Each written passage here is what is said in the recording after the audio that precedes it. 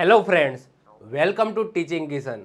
તો આપણે કંઈક એન્વાયરમેન્ટ પર્યાવરણ જોતા હતા, જેની અંદર આપણે લાસ્ટ લેક્ચર એટલે કે લેક્ચર નંબર 11ની અંદર આપણે ઇન્ટરનેશનલ કન્વેન્શન એટલે કે આંતરરાષ્ટ્રીય સંમેલનોની વાત કરી હતી.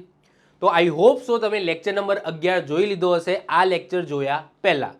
ન જોયો હોય તો પહેલાં લેક્ચર નંબર 11 આનો પાર્ટ 1 આંતરરાષ્ટ્રીય સંમેલનોનો પાર્ટ 1 તમે જોઈ લેજો, કારણ કે એની અંદર મેં સમજાવ્યું છે એ બેઝ છે કે ભાઈ શરૂઆત ક્યાંથી થઈ હતી પર્યાવરણ માટેના સંમેલનની, એની અંદર શું આવે છે. આ રિયો સંમેલન છે, પૃથ્વી સંમેલન છે, જેના અંતર્ગત 3 મહત્વપૂર્ણ સંમેલનની શરૂઆત કરી હતી.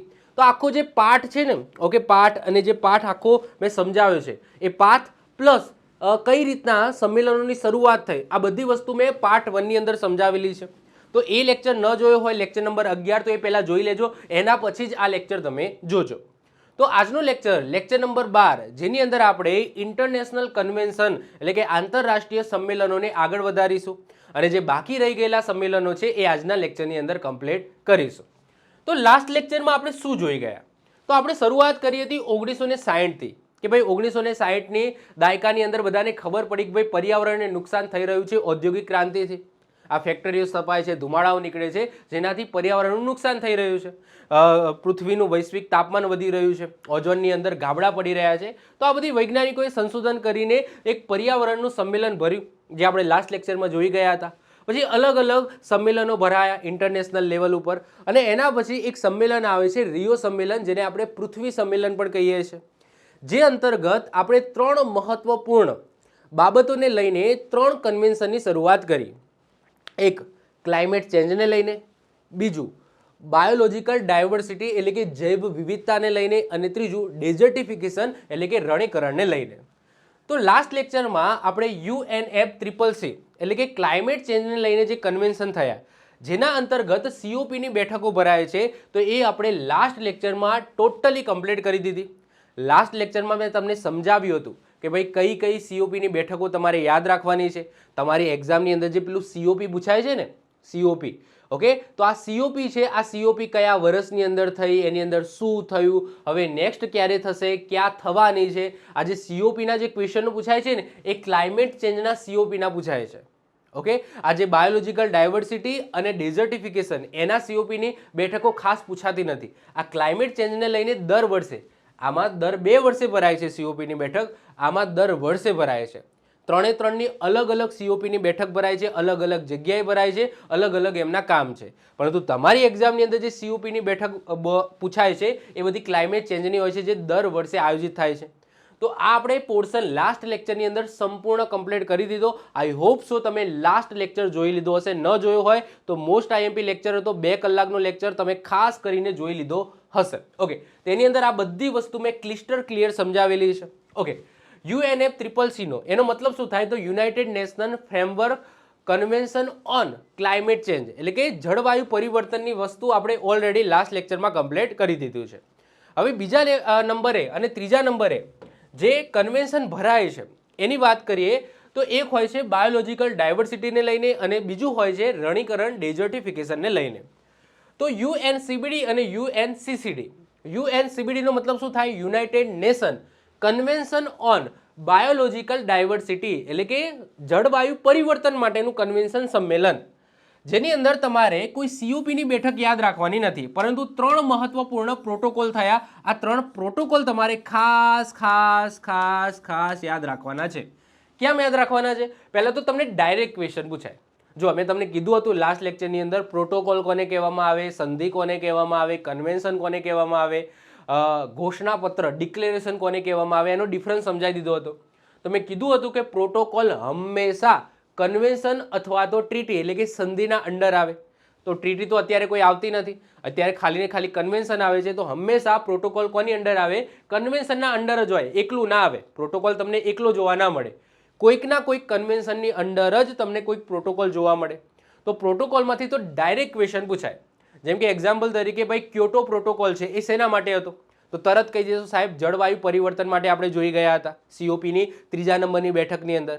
પછી પૂછાય પેરિસ પ્રોટોકોલ એ શેના માટે હતો? તો એ પણ જળવાયુ પરિવર્તન ક્લાઇમેટ ચેન્જ માટે હતો. તો આવો ડાયરેક્ટ ક્વેશ્ચન પૂછાય. તમને એવું પૂછાય કે આ 3 પ્રોટોકોલ, કાર્ટેજના પ્રોટોકોલ, ક્વાલાલામપુર પ્રોટોકોલ અને નાગોયા પ્રોટોકોલ. તો આ ત્રણ પ્રોટોકોલ શેના માટે બનાવવામાં આવે છે?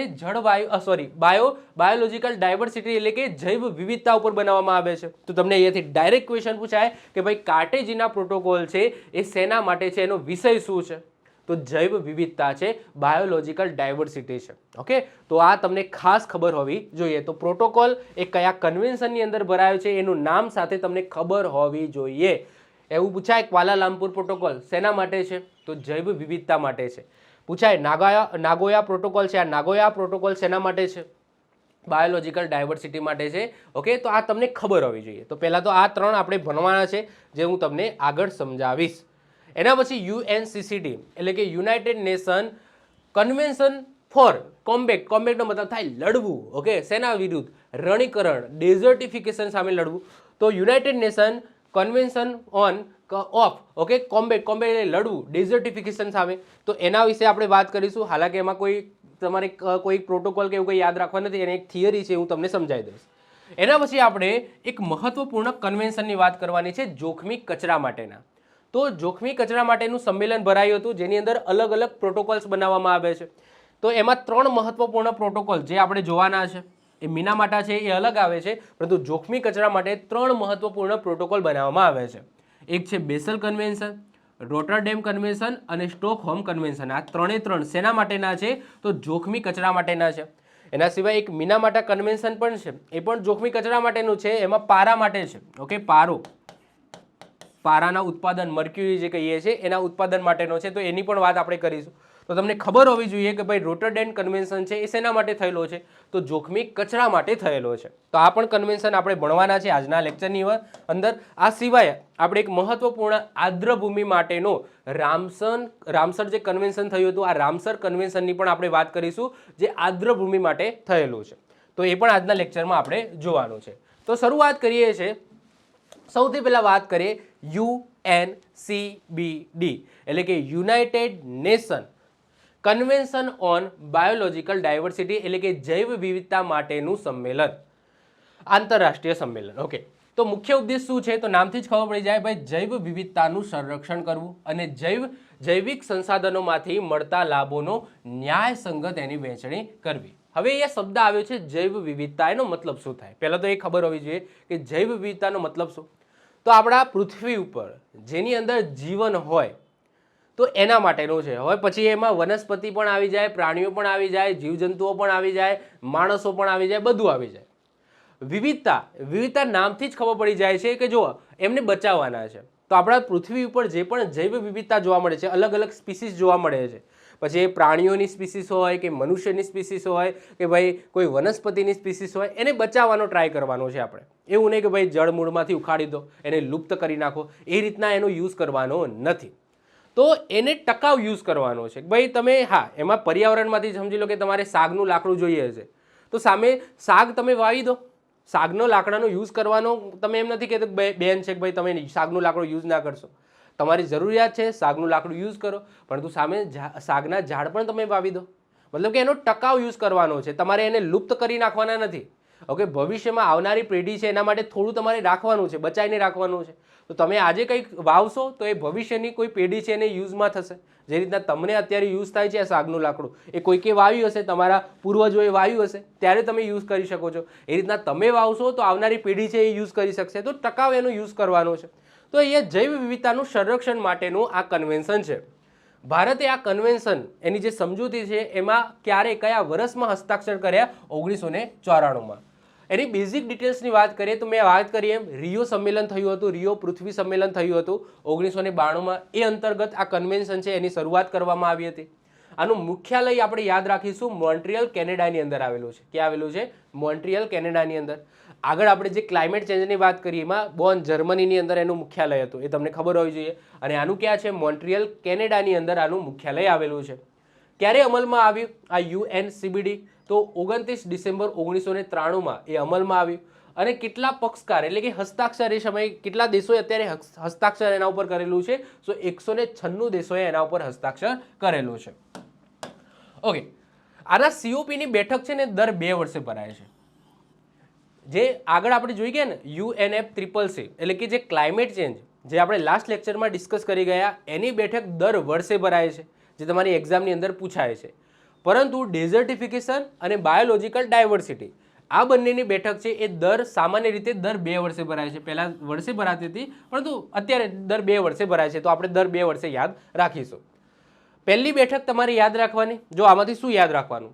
પહેલી બેઠક યાદ રાખવાની, છેલ્લી બેઠક ભરાઈ હોય એ યાદ રાખવાની, નેક્સ્ટ બેઠક એની જો ઘોષણા થઈ ગઈ હોય કઈ જગ્યાએ કરવાની છે એ યાદ રાખવાની, અને આપણા ભારતની અંદર કોઈ બેઠક થઈ હોય તો એ યાદ રાખવાની. જો પહેલામાં તો બધી બેઠક યાદ રાખવાની જે મેં ચલાવી હતી લાસ્ટ લેક્ચરમાં, જે સીઓપીની મહત્વપૂર્ણ બેઠકો ચલાવી હતી ક્લાઇમેટ ચેન્જને લઈને, એ તો તમારે ખાસ યાદ રાખવાની છે જે મેં ચલાવી હતી એ.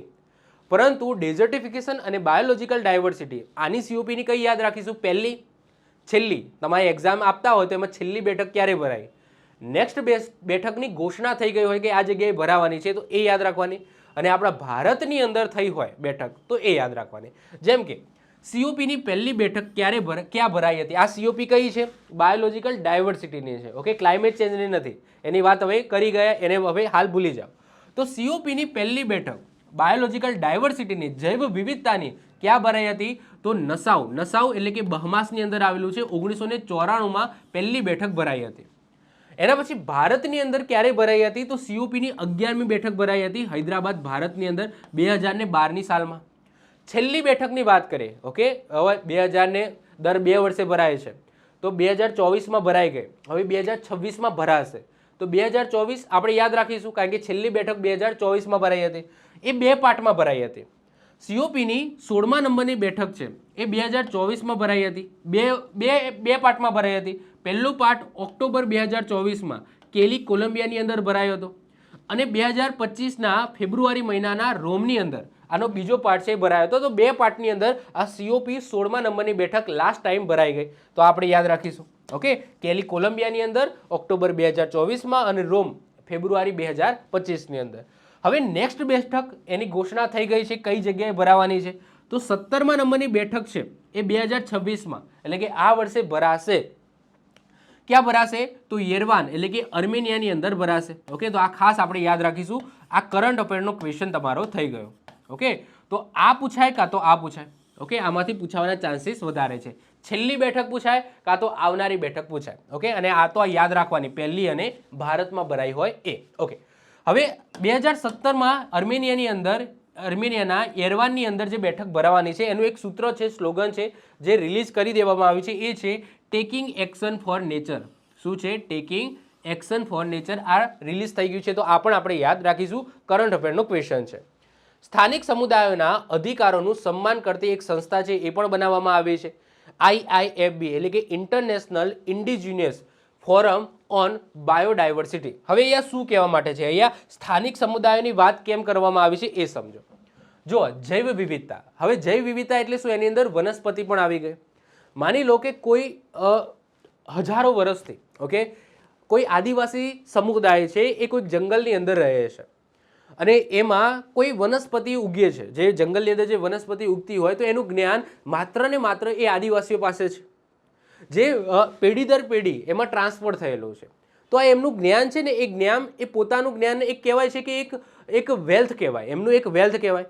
હવે એવું કાલ ઉઠીને સમજી લો કે કોઈ કંપની છે એ ત્યાં આવે, આદિવાસીઓ સાથે ડીલ કરે, અને સમજી લો એ વનસ્પતિનો ઉપયોગ કરે અને એ મોટો નફો કમાય, તો એવું તો ચાલે નહીં. આ તો મતલબ કે એમને જે પુરુષોથી મતલબ કે જે પરંપરાગત જે જ્ઞાન છે એ ટ્રાન્સફર થઈને એ આદિવાસીઓ પાસે છે, એ જંગલોનું જ્ઞાન છે, એ વનસ્પતિ, એ ઔષધિઓનું જ્ઞાન છે, અને કાલ ઉઠીને કોઈ બીજી બહારની કંપની આવી જાય અને એનો લાભ ઉઠાઈ જાય તો એવું ના ચાલે. તો એ જે સ્થાનિક સમુદાયો છે જેમના જ્ઞાનનું સંરક્ષણ કરવા માટે એક કહેવાય છે એક સંસ્થા બનાવવામાં આવી છે, જેને IIFB કહેવામાં આવે છે, international indigenous forum on biodiversity. તો અહીંયા સ્થાનિક જે સમુદાયો છે એમના અધિકારોનું અહીંયા સન્માન કરે છે કે ભાઈ એમને પણ થોડો નફો આપો.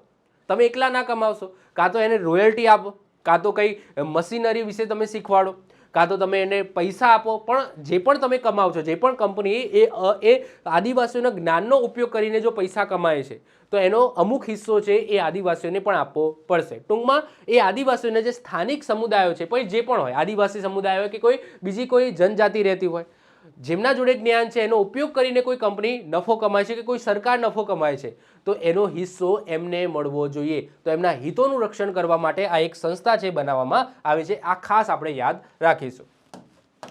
આગળ વાત કરીએ યુએનસીબીડી. એના મુખ્ય ત્રણ ઉદ્દેશ્યો છે. પહેલું ઉદ્દેશ શું છે કે પહેલા તો જૈવ વિવિધતાનું સંરક્ષણ કરો એટલે કે કન્ઝર્વેશન કરો. જે પણ પ્રાણીઓ છે, વનસ્પતિઓ છે, સૂક્ષ્મ જીવો છે, જેટલી પણ પ્રજાતિઓ આપણા પૃથ્વી પર રહે છે એનું પહેલાં તો કન્ઝર્વેશન, એનું શું કરો છો? સંરક્ષણ કરો. સાહેબ એમને લુપ્ત થવા ના દેશો, એવું ના કરશો એનો શિકાર કરો, ઉડાડી દો. પછી કોઈ સમજી લો વૃક્ષ છે એનો તમે ભરપૂર ઉપયોગ કરો, એ વૃક્ષને જ તમે લુપ્ત કરી દો. એ રીતના તમારે યુઝ નથી કરવાનો. ઓકે, તો એનો ટકાઉ યુઝ કરવાનો છે. તો વિવિધ પ્રજાતિઓ અને તેમના નિવાસ સ્થાનોનું તમારે તો સંરક્ષણ કરવાનું છે. બીજું, એનો ટકાઉ ઉપયોગ એટલે કે સસ્ટેનેબલ યુઝ કરવાનો છે. એટલે કે કુદરતી સંસાધનો યુઝ કરવાની ના નથી, પરંતુ ભવિષ્યની પેઢી માટે પણ એને બચાવીને રાખો. એટલે કે મેં હમણાં જ ઉદાહરણ આપ્યું કે ભાઈ સાગનું લાકડું છે એનો તમે યુઝ કરો છો તમારા ફર્નિચરની અંદર કે જેના માટે પણ, તો સામે એટલા સાગના લાકડા તમે વાવી દો. ઓકે, ભૂતકાળની અંદર કોઈએ વાવ્યા હશે ત્યારે તમે એ યુઝ કરી શકો છો. એ રીતના તમે અત્યારે વાવશો તો ભવિષ્યની અંદર આવનારી પેઢી છે એનો યુઝ કરી શકશે. તો કુદરતની અંદર જે પણ વસ્તુઓ મળે છે એનો યુઝ કરવાની ના નથી, પરંતુ એનો ટકાઉ યુઝ કરો. ટકાઉ એટલે શું કે તમે યુઝ કરો ને સામે તમે કંઈક વાવી દો, એટલું સામે વાવી દો જેનાથી ભવિષ્યની અંદર પણ એનો યુઝ કોઈક કરી શકે. તો એનો ટકાઉ યુઝ કરો. તો આ બીજો નિયમ છે. અને ત્રીજો, લાભોની વહેંચણી, જે મેં હમણાં જ વાત કરી, ફેર એન્ડ ઇક્વેલેબલ શેરિંગ એટલે કે આનુવંશિક સંસાધનો એટલે કે જેનેટિક રિસોર્સિસમાંથી મળતા ફાયદાઓની ન્યાયિક વહેંચણી તમે કરો. તો આ ત્રણ ઉદ્દેશ્ય છે. આજે કન્વેન્શન ભરાય છે યુએનસીબીડી, બાયોલોજિકલ ડાયવર્સિટી, એનો ત્રણ યુઝ છે. એક તો જૈવ વિવિધતાનું સંરક્ષણ કરવું, ટકાઉ યુઝ કરવું અને લાભોની વહેંચણી કરવી. ત્રણે મેં તમને સમજાવી દીધું કે ભાઈ જૈવ વિવિધતાનો ઉપયોગ કરો, જંગલો કાપી ના નાખશો. જંગલો ઘણા બધા પ્રાણીઓનું નિવાસ સ્થાન છે. ઓકે, તો જંગલોને કાપવાના નથી, સંરક્ષણ કરવાનું છે, એમને બચાવવાના છે, એને લુપ્ત કરવાના નથી. બીજું શું? તો ટકાઉ ઉપયોગ કરવાનો છે કે જેટલું યુઝ કરો એટલું તમે સામે આપો પર્યાવરણને. તમે પર્યાવરણમાંથી લો છો તો પર્યાવરણને સામે આપતા પણ રહો. એનો ટકાઉ એ રીતના યુઝ કરો કે ભાઈ આવનારી પેઢી છે એનો યુઝ કરી શકે, એને લુપ્ત ના થઈ જાય એ વસ્તુ. ઓકે, અને ત્રીજો શું કે લાભોની વહેંચણી એટલે કે કોઈ જગ્યાએથી તમે કોઈક વસ્તુ લો છો અને એ સમયે ત્યાંના સ્થાનિક લોકો કોઈ જ્ઞાન છે એ આપે છે. એ જ્ઞાન છે એ કોઈ કંપનીને આપે છે કે ભાઈ આનો આ રીતના તમે યુઝ કરી શકો. તો જ્યાં પણ કંપનીને ફાયદો થાય છે તો એનું શેરિંગ છે એ તમે ત્યાંના સ્થાનિક લોકોને આપો. તો લાભોની યોગ્ય વહેંચણી થવી જોઈએ. તો આ ત્રણ મેઇન ઉદ્દેશ્ય છે. અને આ સંમેલન અંતર્ગત મેં વાત કરી એમ ત્રણ મહત્વપૂર્ણ પ્રોટોકોલ બનાવવામાં આવ્યા છે. એક તો કાર્ટેજેના પ્રોટોકોલ 2000ની સાલની અંદર, નાગોયા ક્વાલાલંપુર, જે આ કાર્ટેજેના પ્રોટોકોલનો જ એક પૂરક પ્રોટોકોલ છે જે હમણાં આપણે વાત કરીશું. આને ક્વાલાલુમ્પુર પ્રોટોકોલ પણ કહેવામાં આવે છે, અથવા તો નાગોયા ક્વાલાલુમ્પુર ડાયરેક્ટ આખું નામ પણ બોલવામાં આવે છે.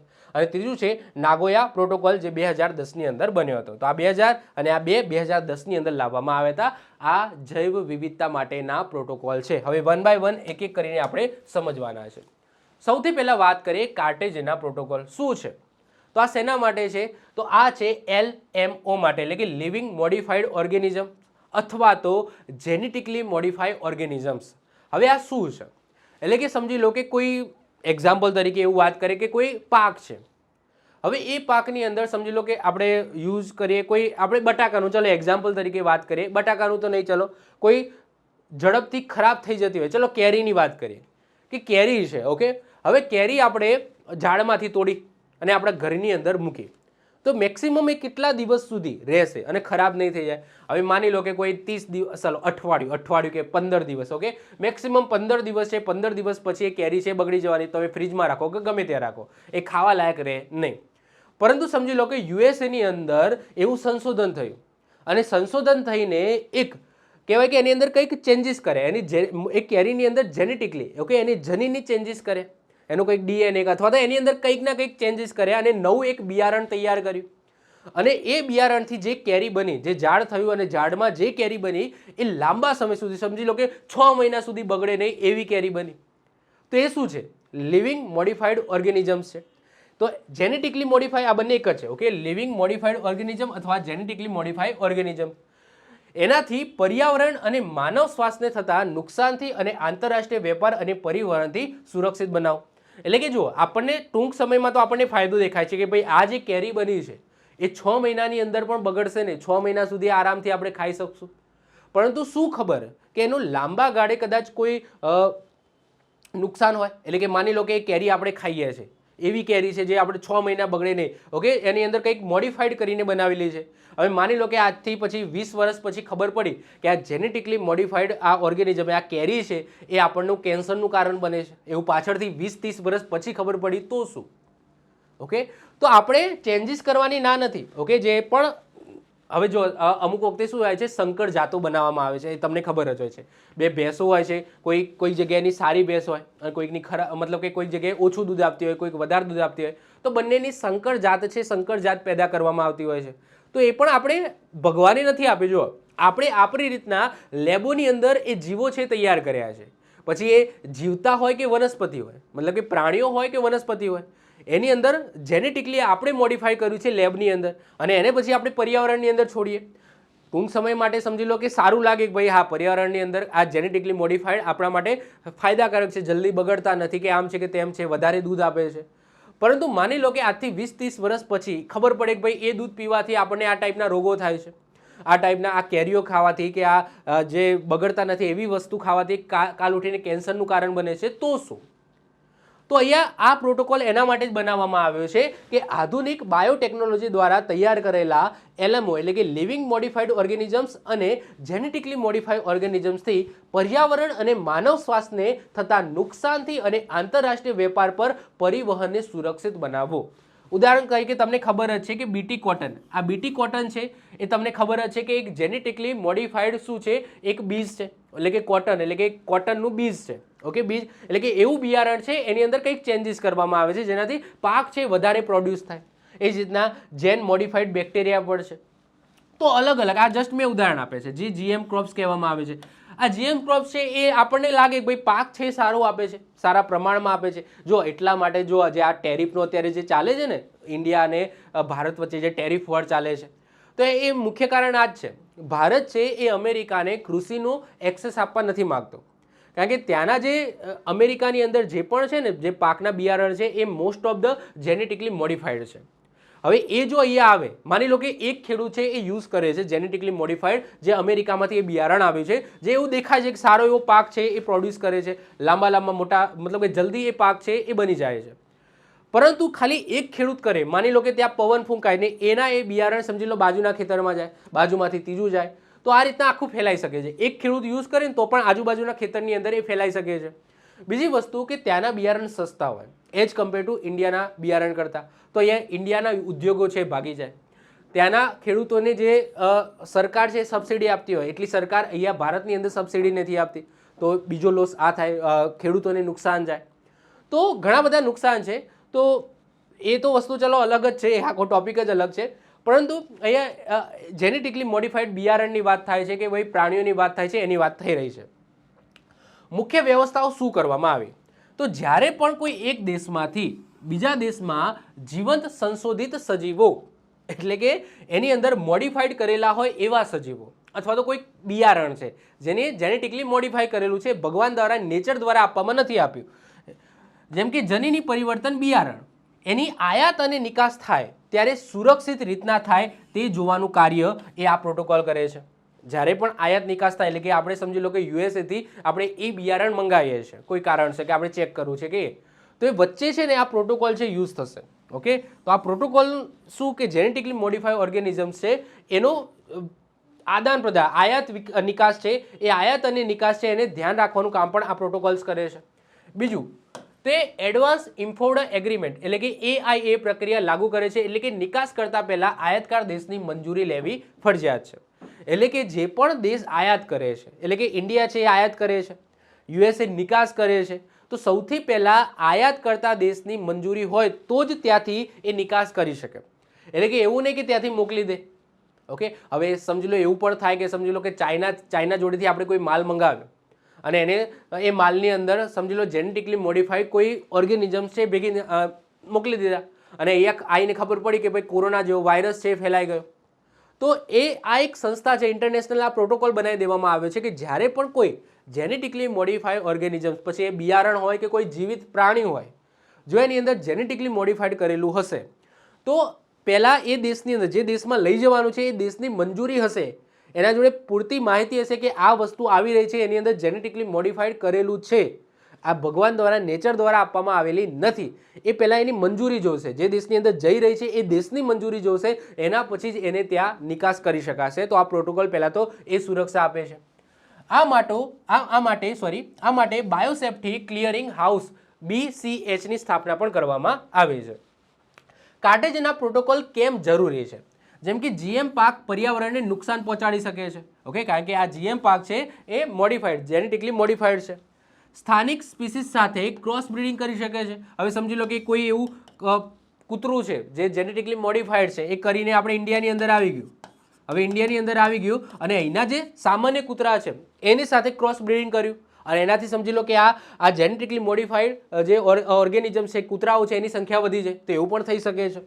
પછી બાયોડાયવર્સિટી ઉપર પણ અસર થઈ શકે છે. ઓકે, સમજી લો કે કોઈ એની અંદર રોગચાળો આવી ગયો, એની અંદર જેનેટિકલી મોડિફાઈડ કર્યો છે, જેમ કે સામાન્ય રીતે એ કૂતરાની અંદર સમજી લો જેનેટિકલી મોડિફાઈડ કર્યા અને ઇન્ડિયાની અંદર લાયા, સામાન્ય રીતે 1-2 વર્ષ સુધી કંઈ ના થયું અને પછી ખબર પડી કે ભાઈ ત્રીજા વર્ષે આ જેનેટિકલી મોડિફાઈડ કૂતરામાં કોઈ એવો રોગ નીકળ્યો અને એ રોગ બીજા કૂતરાઓને પણ ફેલાયો, તો એવું પણ થઈ શકે, જેનાથી બાયોડાયવર્સિટી જૈવ વિવિધતા ઉપર નુકસાન થઈ શકે.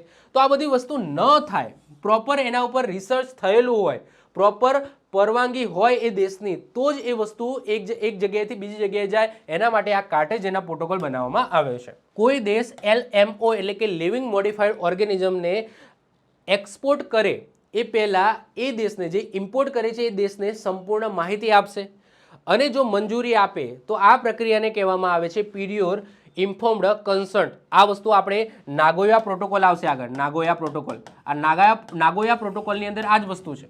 આ નાગોયા પ્રોટોકોલની અંદર આ જ વસ્તુ છે કે ભાઈ તમે એ દેશની અંદર એ વસ્તુ તમે એક્સપોર્ટ કરો છો તો જે ઇમ્પોર્ટ કરે છે દેશની પહેલાં મંજૂરી હોવી જોઈએ લેખિતની અંદર, લેખિતમાં નીચે સહી કરેલી હોવી જોઈએ. એ મંજૂરી આપે, એ કાગળિયું પાછું જાય એક્સપોર્ટ કરતા દેશ પાસે, એના પછી જ એ વસ્તુ છે એક્સપોર્ટ કરી શકે. એના માટે એક અલગથી નાગોયા પ્રોટોકોલ બનાવવામાં આવ્યો છે, જે આગળ આપણે જોવાનો છે. એના પછી જે નેક્સ્ટ પ્રોટોકોલ આવે છે ક્વાલાલામપુર પ્રોટોકોલ. હવે આ શું છે? જવાબદારી માટે છે. એટલે કે હમણાં જ મેં કૂતરાની વાત કરી કે ભાઈ સમજી લો USAથી લિવિંગ મોડિફાઈડ કૂતરું છે એ અહીંયા લાવ્યું. ઓકે, લાવી દીધું, ત્યાં બરાબર ટેસ્ટ થઈ ગયું, બધું થઈ ગયું, સમજી લો 6 મહિના સુધી એને ત્યાં રહ્યા, ટેસ્ટિંગ કર્યું વૈજ્ઞાનિકોએ, મતલબ કે સેફ છે એવું લાગ્યું. અને એના પછી એ કૂતરું છે એ સમજી લો ભારતના કોઈ વ્યક્તિએ અહીંયા મંગાવ્યું. ઓકે, એ કૂતરો એ ભારતની અંદર આવી ગયો, ભારતમાં આવીને એને ક્રોસ બ્રીડિંગ કરી અને જે બીજા કૂતરાઓ છે બીજા કૂતરાઓની અંદર ક્રોસ બ્રીડિંગ કરી અને બીજા જેનેટિકલી મોડિફાઈડ કૂતરાઓ પેદા થયા. માની લો આજથી એ સમયથી સમજી લો કે 2 કે 3 કે 4 વર્ષ પછી એવું ખબર પડી કે આ જેનેટિકલી મોડિફાઈડ કૂતરું જે USAથી ઇન્ડિયા આવ્યું છે એની અંદર કોઈક એવો રોગ છે જેનો ઈલાજ કોઈ નથી અને એ બીજા બધા કૂતરાઓને પણ ફેલાવે છે. તો સાહેબ એમાં જવાબદારી કોની? એની જવાબદારી કોણ લેશે? તો સાહેબ એના માટે જ આ પ્રોટોકોલ બનાવવામાં આવ્યો છે ક્વાલાલામપુર પ્રોટોકોલ, જેને નાગોયા ક્વાલાલામપુર પ્રોટોકોલ પણ કહેવામાં આવે છે. આ ક્વાલાલામપુર પ્રોટોકોલ છે એ શું કહેવા માંગે છે કે જેને આ વસ્તુ બનાવી છે, લિવિંગ મોડિફાઈડ ઓર્ગેનિઝમ્સ બનાવે છે, જેનેટિકલી મોડિફાઈડ ઓર્ગેનિઝમ્સ બનાવે છે, તો એની સંપૂર્ણ જવાબદારી રહેશે. ઓકે, તો એવું કોણ કહે છે? આ ક્વાલાલુમ્પુર પ્રોટોકોલ કહે છે. મૂળભૂત માહિતીની વાત કરીએ તો ક્યારે અપનાવવામાં આવ્યું? તો 15 ઓક્ટોબર 2010ની અંદર અપનાવવામાં આવ્યું. સ્થળ મલેશિયા, મલેશિયાની અંદર. આ ક્વાલાલુમ્પુર ક્યાં આવેલું છે? મલેશિયાની અંદર આવેલું છે. શેના અંતર્ગત? ઓબ્વિયસલી UNCBD અંતર્ગત. અને ક્યારે અમલમાં આવ્યું? 2018ની અંદર અમલમાં આવ્યું. આગળ પણ આ કદાચ આની માહિતી આપણને ના કીધી હોય તો મેં તમને કહી દઉં. ઓકે, આ તો મેં તમને કીધું હતું. ઓકે, તો આ કાર્ટેજના પ્રોટોકોલ, આ કાર્ટેજના ક્યાં આવેલું છે? કોલંબિયાની અંદર આવેલું છે. એ પણ UNCBDની અંતર્ગત આવશે. ક્યારે અમલમાં આવ્યું? તો 2003માં અમલમાં આવ્યું. અને ક્યારે અપનાવવામાં આવ્યું? વર્ષ 2000ની સાલની અંદર અપનાવવામાં આવ્યું હતું. ઓકે, તો શું કહે છે ક્વાલાલંપુર પ્રોટોકોલ? સમજો તો જવાબદારી અને નિવારણ. એટલે કે જવાબદારી તો લેશે જ, સાથે સાથે એનું નિવારણ પણ એને જ કરવાનું. અહીંયા જે કૂતરાઓએ ક્રોસ બ્રીડિંગ કરીને આટલા બધા કૂતરાઓ બનાવી દીધા છે, તો એનું શું નિવારણ છે? તો એની જવાબદારી પણ જેને આ લિવિંગ મોડિફાઈડ ઓર્ગેનિઝમ બનાવે છે જે કંપનીએ, એની જ સંપૂર્ણ જવાબદારી રહેશે. તો આ એ પ્રોટોકોલ એની પ્રોટેક્શન આપે છે. તો આ પ્રોટોકોલ કાર્ટેજના પ્રોટોકોલ છે એનો જ એક ભાગ, એક પૂરક તમે કહી શકો. કારણ કે એ કાર્ટેજના પ્રોટોકોલ શું કહેતો હતો કે આ લિવિંગ મોડિફાઈડ ઓર્ગેનિઝમ જ્યારે એને આયાત એટલે કે ઇમ્પોર્ટ અને એક્સપોર્ટ થાય છે એના ઉપર નિયંત્રણ કરે છે.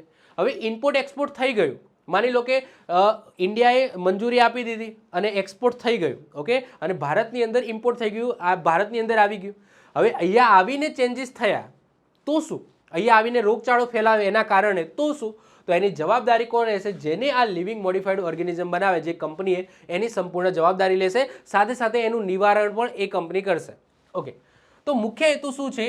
તો જો લિવિંગ મોડિફાઈડ ઓર્ગેનિઝમ્સને કારણે જૈવ વિવિધતાને કોઈ નુકસાન થાય છે તો એની જવાબદારી કોની રહેશે અને એનું નિવારણ કેવી રીતે કરવું એ નક્કી કરવું એ આ પ્રોટોકોલનો મુખ્ય ઉદ્દેશ્ય છે. શું છે? તો આ પ્રોટોકોલ મુજબ જે ઓપરેટર અથવા જો કોઈ વ્યક્તિ હોય કે કોઈ કંપની જેને લિવિંગ મોડિફાઈડ ઓર્ગેનિઝમનો ઉપયોગ કરે છે અથવા તો હેરફેર કરે છે તેઓ નુકસાન ભરપાઈ કરવા માટે જવાબદાર ગણાશે. જે કંપનીએ બનાવ્યું છે અથવા તો જે ઓપરેટર જેને વચ્ચે રહીને આ બે વસ્તુ ઇમ્પોર્ટ એક્સપોર્ટ કરી છે એ ઓપરેટર એ જવાબદારી લેશે.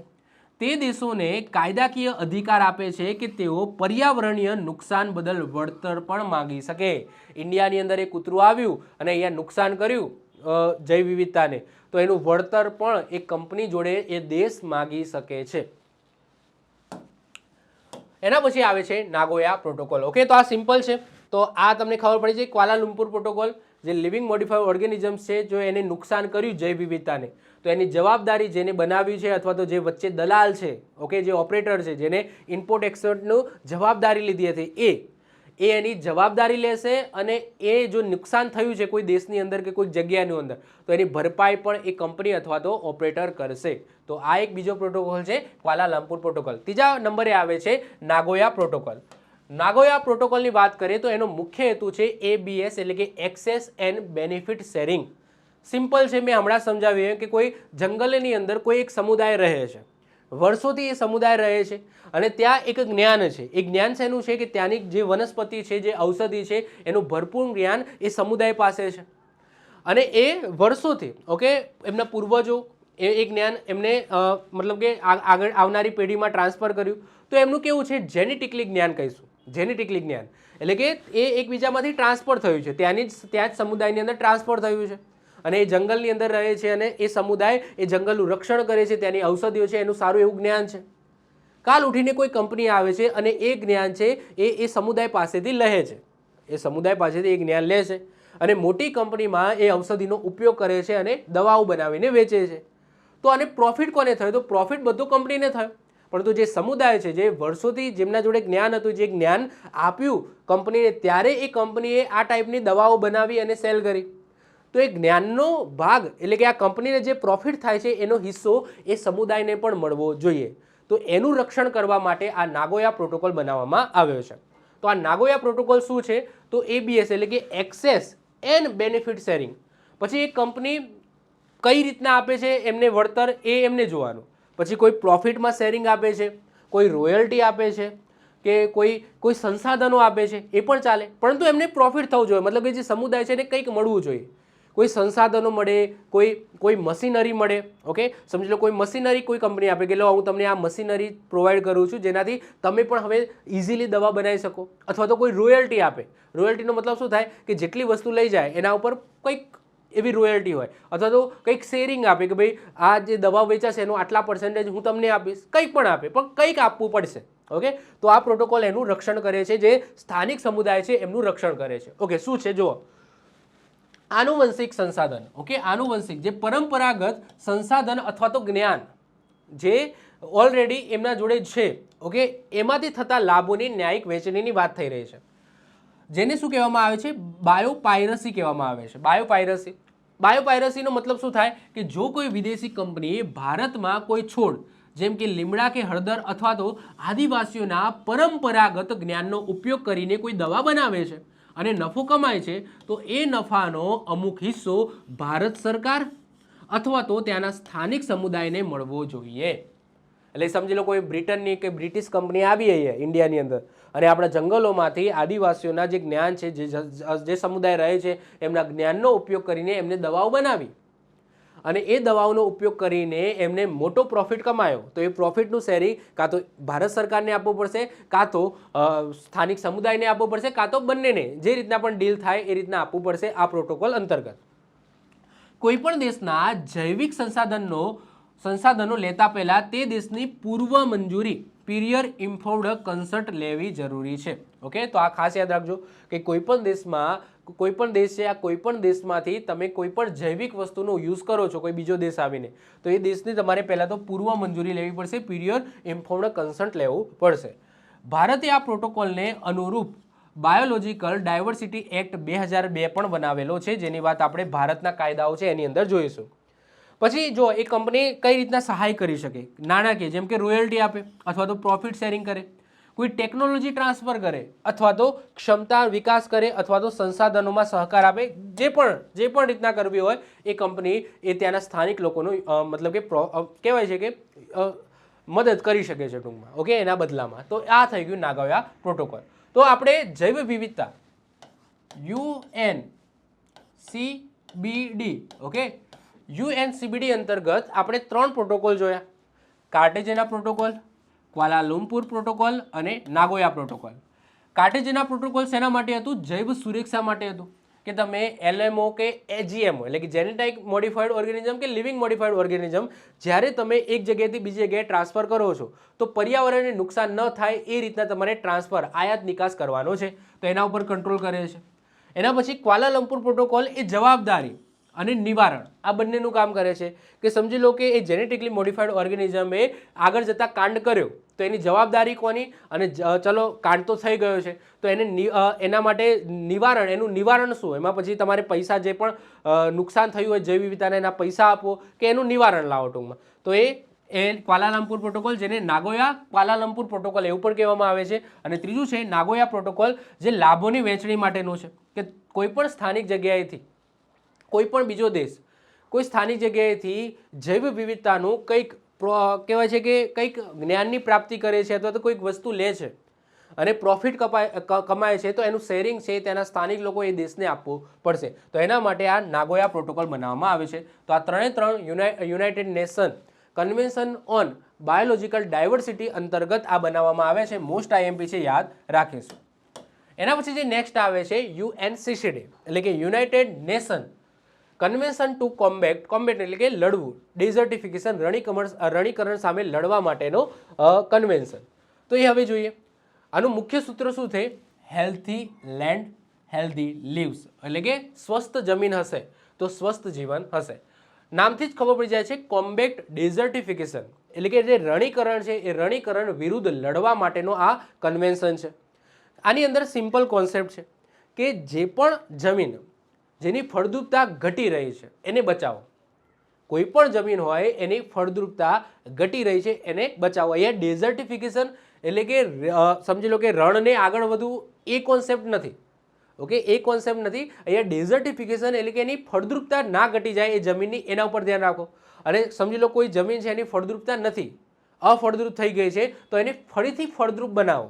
તો આ કોન્સેપ્ટને લઈને આ કન્વેન્શન છે એ બનાવવામાં આવ્યો છે. ઓબ્વિયસલી કે આપણે જીવન છે એના ઉપર જ ટકેલું છે. આજે તમે રોટલી ખાઓ છો, ભાખરી ખાઓ છો, પછી રોટલા ખાઓ છો, મકાઈ ખાઓ છો, જે પણ ખાઓ છો, ચોખા ખાઓ છો, આ બધું ક્યાંથી આવે છે? જમીનથી જ આવે છે. અને એ કઈ જમીનથી? ફળદ્રુપ જમીનથી, જ્યાં પાક સારો ઉગે એ જમીનથી આવે છે.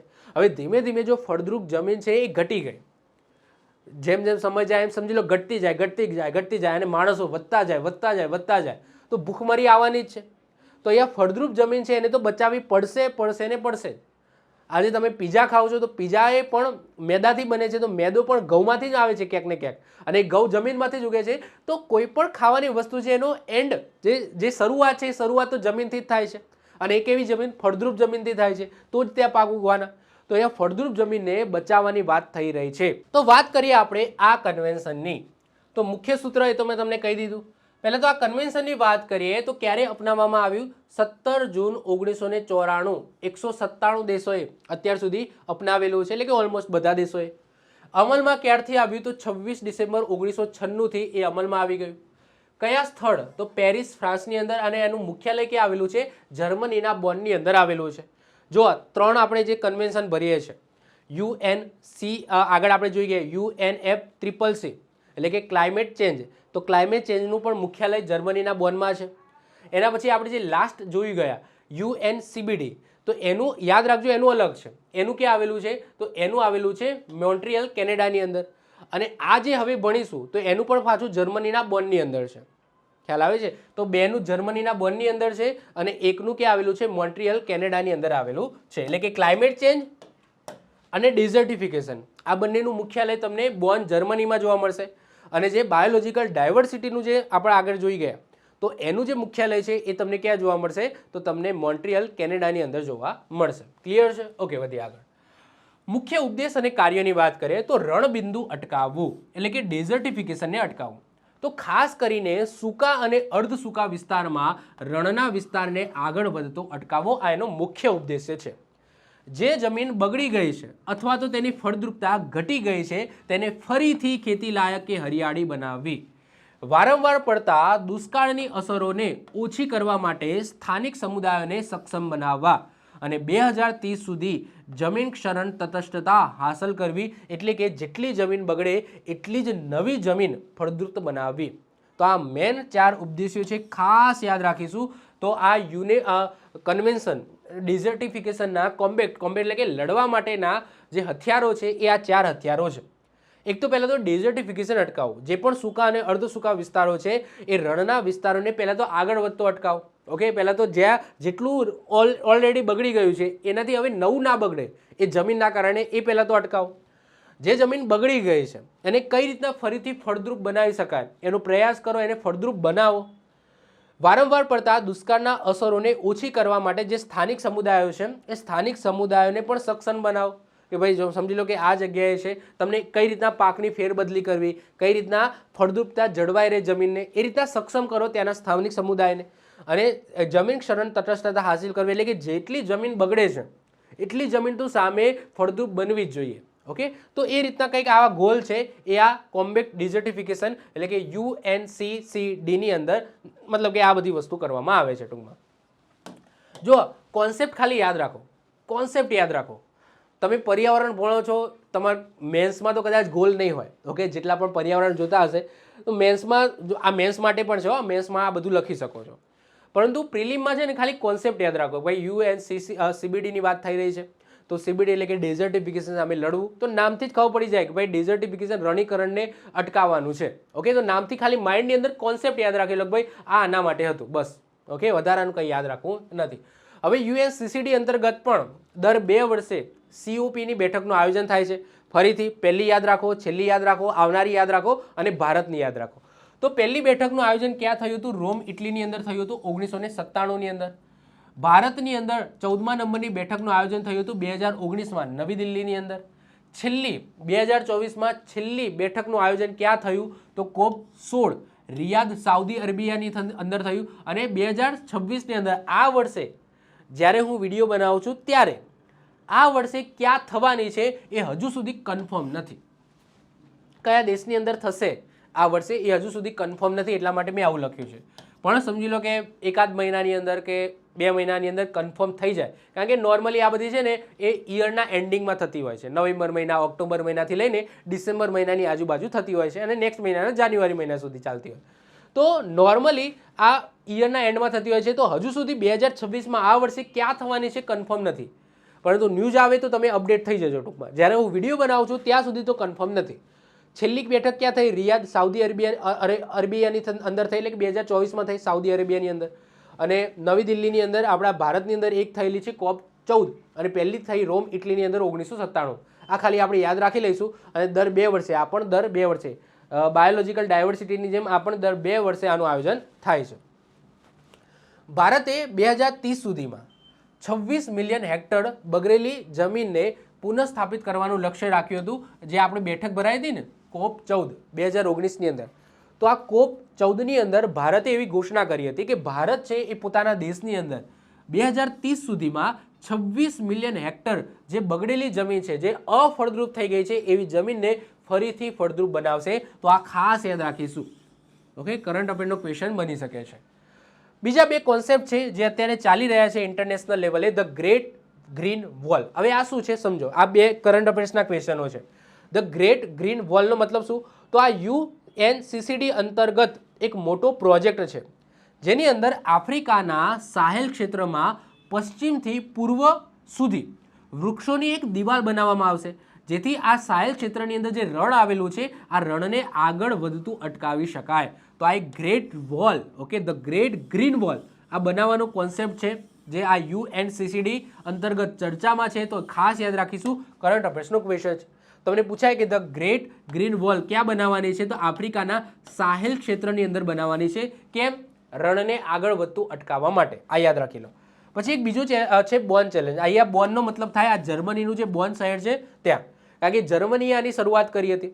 તો જર્મનીએ એક ચેલેન્જ છે એ મૂકી. ચેલેન્જ એટલે કે એક પ્રોજેક્ટ અથવા તો એક કોન્સેપ્ટ મૂક્યો હતો કે બગડેલી અને જંગલ વિહોણી જમીનને પુનઃજીવિત કરવા માટે એક વૈશ્વિક પ્રયાસ છે.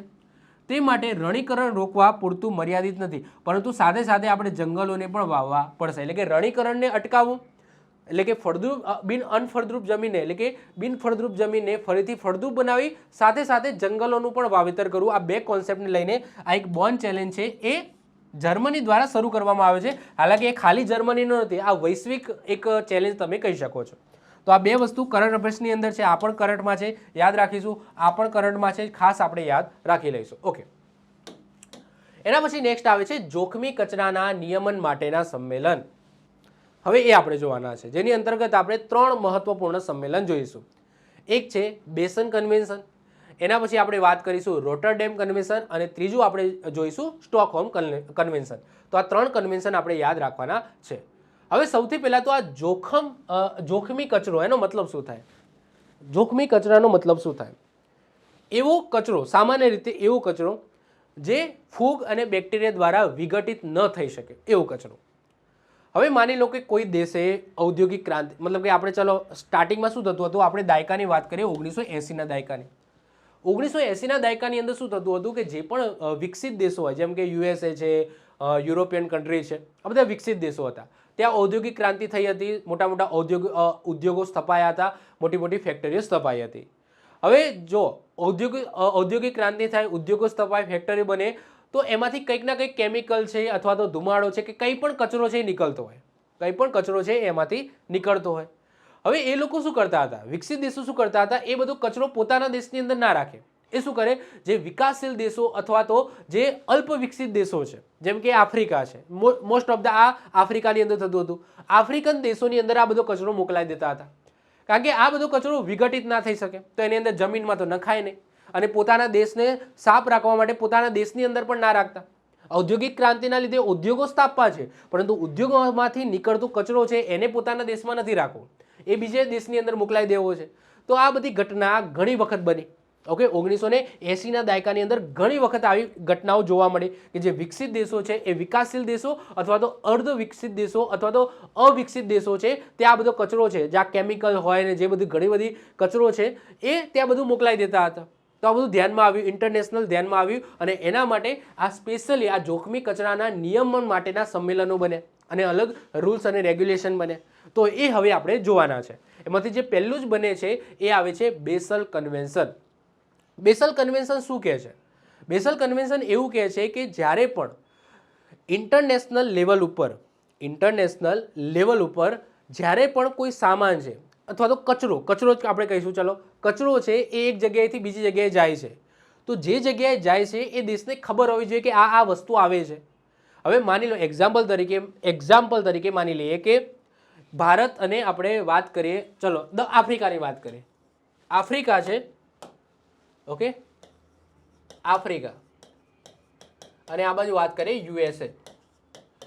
USA ની અંદર કોઈ એક કંપની છે, આ કંપનીમાંથી કોઈ કેમિકલ નીકળ્યું અથવા તો કોઈ કચરો નીકળ્યો. હવે કચરો નીકળ્યો, એ કચરો એ USA પોતાની જોડે નહીં રાખે. શું કરશે ખબર છે?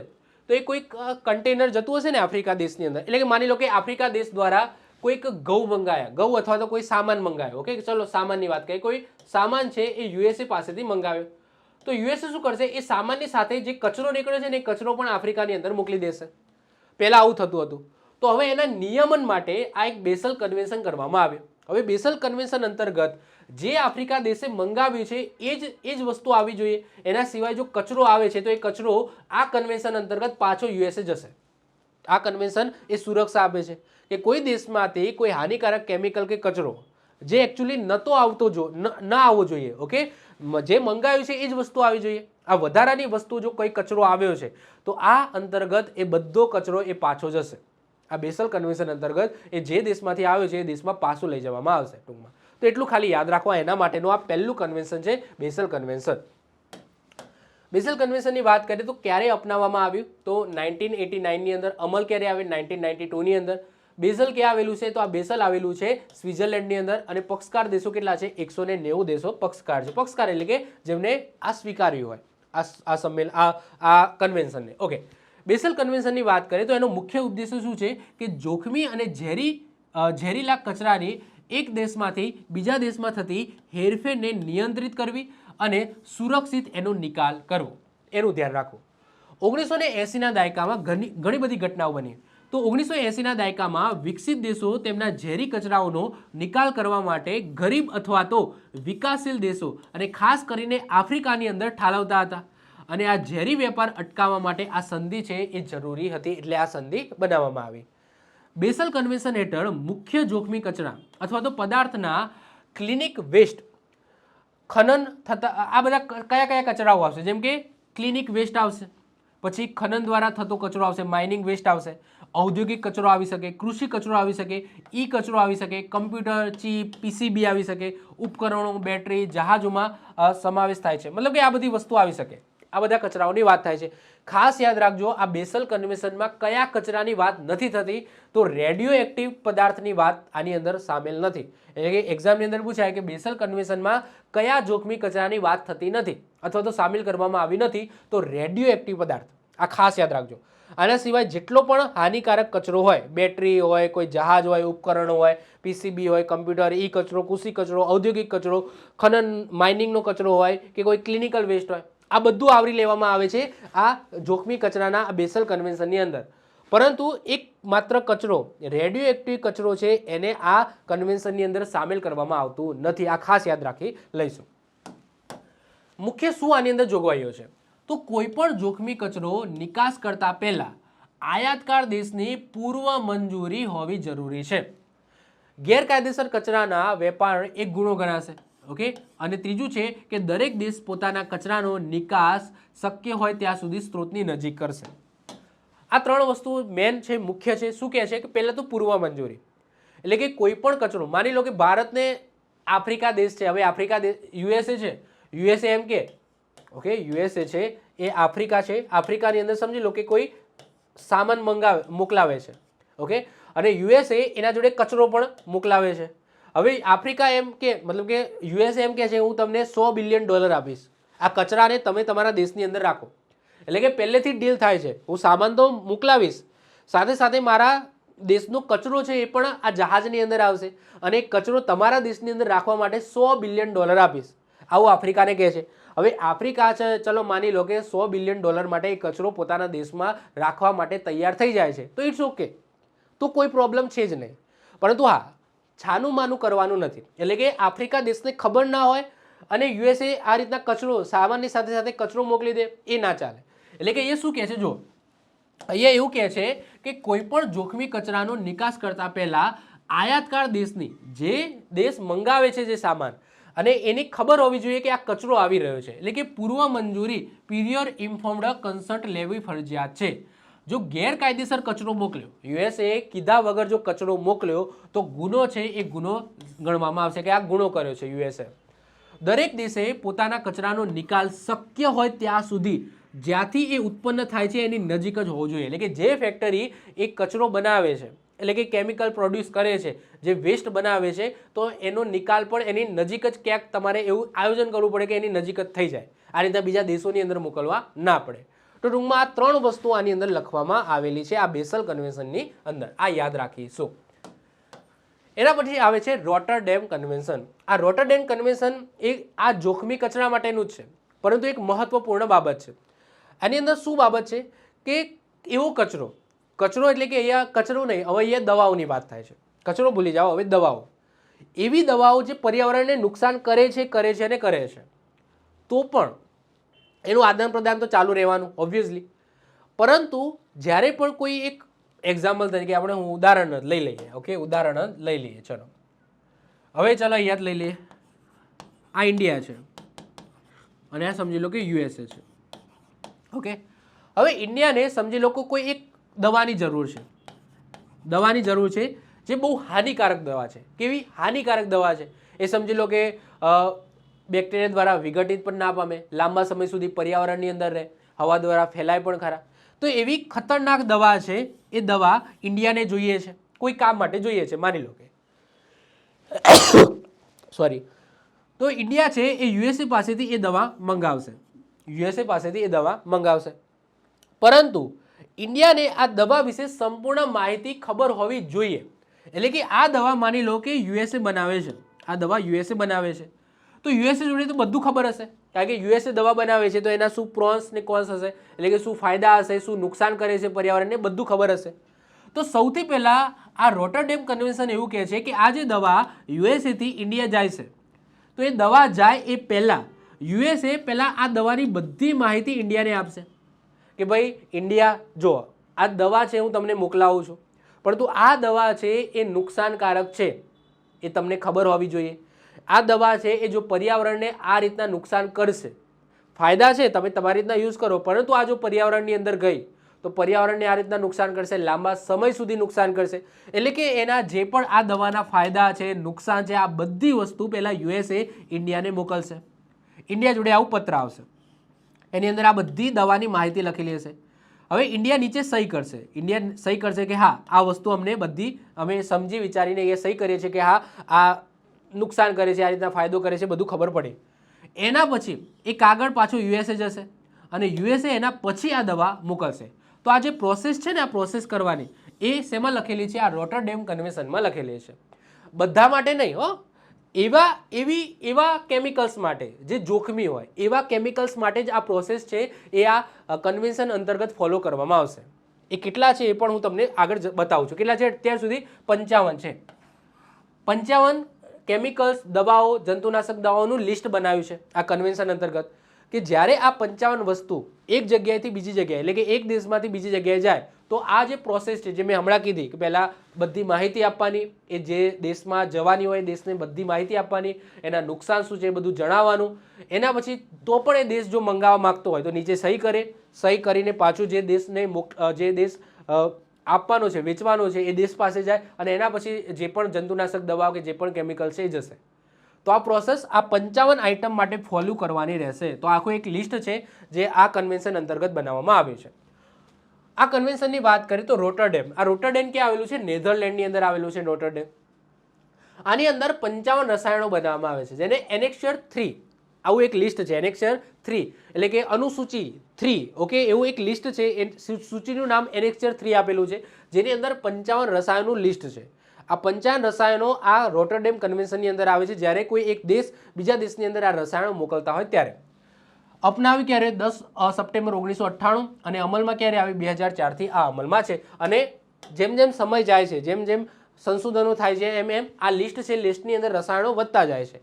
શરૂઆતમાં ઓછા હતા, ધીમે ધીમે જેમ જેમ ખબર પડી એમ એમ આ રસાયણો છે એને વધારવામાં આવે છે આ લિસ્ટની અંદર. શું છે જુઓ તો આનું પૂરું નામ શું છે? તો Rotterdam convention on the prior informed consent procedure for the certain hazards chemicals and pesticide in international trade. તો આખું એનું નામ છે, આપણે ટૂંકમાં એને રોટર કન્વેન્શન આપણે કહીએ છીએ. હેતુ શું છે? તો આંતરરાષ્ટ્રીય વેપારમાં જોખમી રસાયણો અને જંતુનાશક આયાત નિકાસ દરમિયાન માનવ સ્વાસ્થ્ય અને પર્યાવરણને નુકસાન ન થાય તે માટે સહિયારી જવાબદારી નક્કી કરવી, આ એનો મૂળ હેતુ છે. અહીંયા એક શબ્દ આવ્યો PIC, જે મેં હમણાં સમજાવ્યું, પીરિયડ ઇન્ફોર્મ્ડ કન્સન્ટ. આ પ્રક્રિયા આની અંદર ફરજિયાત છે, કરવી જ પડશે. કેટલા? આ 55 રસાયણો માટે. જેમ કે પહેલા આયાતકાર દેશની સંમતિ ફરજિયાત, પછી એ રસાયણ જે મોકલવાનું છે એની સંપૂર્ણ માહિતીનું આદાન પ્રદાન થવું જોઈએ અને નેશનલ ઇમ્પોર્ટ રિસ્પોન્સ છે એ પણ લેવો પડે. એટલે કે એનો મતલબ શું? એટલે કે મેં વાત કરી એમ કે ભારત છે અને યુએસએ છે. ઓકે, તો સૌથી પહેલાં જે દવા, જે કેમિકલ છે એ સમજી લો કે કેમિકલ છે એ ભારતને જોઈએ છે અને યુએસએ પાસે છે. તો સૌથી પહેલાં યુએસએ સંપૂર્ણ માહિતી એ કેમિકલની ભારતને આપશે. લિસ્ટ આખું જશે કે ભાઈ આ પ્રોન્સ છે, આ ક્રોન્સ છે, ઓકે, નુકસાન આટલું થઈ શકે છે, આ રીતના એનો વાપરવું, આ રીતના નહીં વાપરવું, આ બધી વસ્તુ યુએસએ દ્વારા એ કેમિકલની માહિતી ભારતને આપવામાં આવશે. ભારત સમજશે, વાંચશે, એના પછી સાઇન કરશે, સાઇન કરેલું કાગળ યુએસએ પાસે જશે અને એના પછી યુએસએ એમને ભારતને દવા આપશે. હવે ભારત પાસે દવા આવી ગઈ છે, ભારત પાસે દવા આવી ગઈ છે. હવે કોઈ કારણસર એ દવાના કારણે પર્યાવરણને નુકસાન થયું તો જવાબદારી કોની? સાહેબ ભારતની. હવે કોની? ભારતની. કારણ કે યુએસએ બધી માહિતી આપી દીધી હતી ભારતને. તો અહીંયા જ લખેલું છે કે નેશનલ ઇનપુટ રિસ્પોન્સ, એટલે કે એના પછી માહિતીનું આદાન પ્રદાન થયા પછી જે દેશે આ કેમિકલ્સ મંગાવ્યું છે તો એ પછી કઈ રીતના યુઝ કરે છે અને એનાથી કંઈ પણ પર્યાવરણને નુકસાન થાય છે તો એ દેશની જવાબદારી રહેશે. ઓકે, તો 3 વસ્તુ આની અંદર લખવામાં આવી છે. એક તો આયાતકાર દેશની સંમતિ, પહેલાં તો જોઈએ કે ભાઈ એ કેમિકલ મારા દેશની અંદર આવી રહ્યું છે. એ કેમિકલ જે આવી રહ્યું છે એની સંપૂર્ણ માહિતી આયાતકાર દેશ પાસે હોવી જોઈએ અને એના પછી આવી ગયું અને એનો જો સદુપયોગ ન થયો, મતલબ કે જે રીતના ઉપયોગ થવો જોઈતો હતો એ ના કર્યો અને સમજી લો કોઈ એક કેમિકલના કારણે પર્યાવરણને નુકસાન થયું તો એ દેશની જવાબદારી પછી રહેશે. એનેક્સર 3 રસાયણો, જેની અંદર અત્યારે હાલ 55 છે. જ્યારે હું વિડીયો બનાવું છું ત્યારે આ લિસ્ટની અંદર 55 કેમિકલ્સ છે. પછી ભવિષ્યમાં વધી પણ શકે છે. જેમાં કીટનાશકો 36 અલગ અલગ કીટનાશકો છે. પછી અલગ અલગ 18 ઔદ્યોગિક રસાયણો છે અને બંનેમાં આવતા હોય, જે ઔદ્યોગિક રસાયણ અને કીટનાશકોમાં આવતા હોય એવું એક છે. તો ટૂંકમાં અત્યારે 55 રસાયણોની લિસ્ટ છે જેનું આદાન પ્રદાન કરતા પહેલાં આ જે પ્રોસિજર છે આ પ્રોસિજર ફોલો કરવી પડશે આ રોટરડેમ કન્વેન્શન અંતર્ગત. ક્લિયર? તો આ ખાસ આપણે યાદ રાખીશું. એના પછી જે નેક્સ્ટ આવે છે એ આવે છે સ્ટોકહોમ કન્વેન્શન 2001.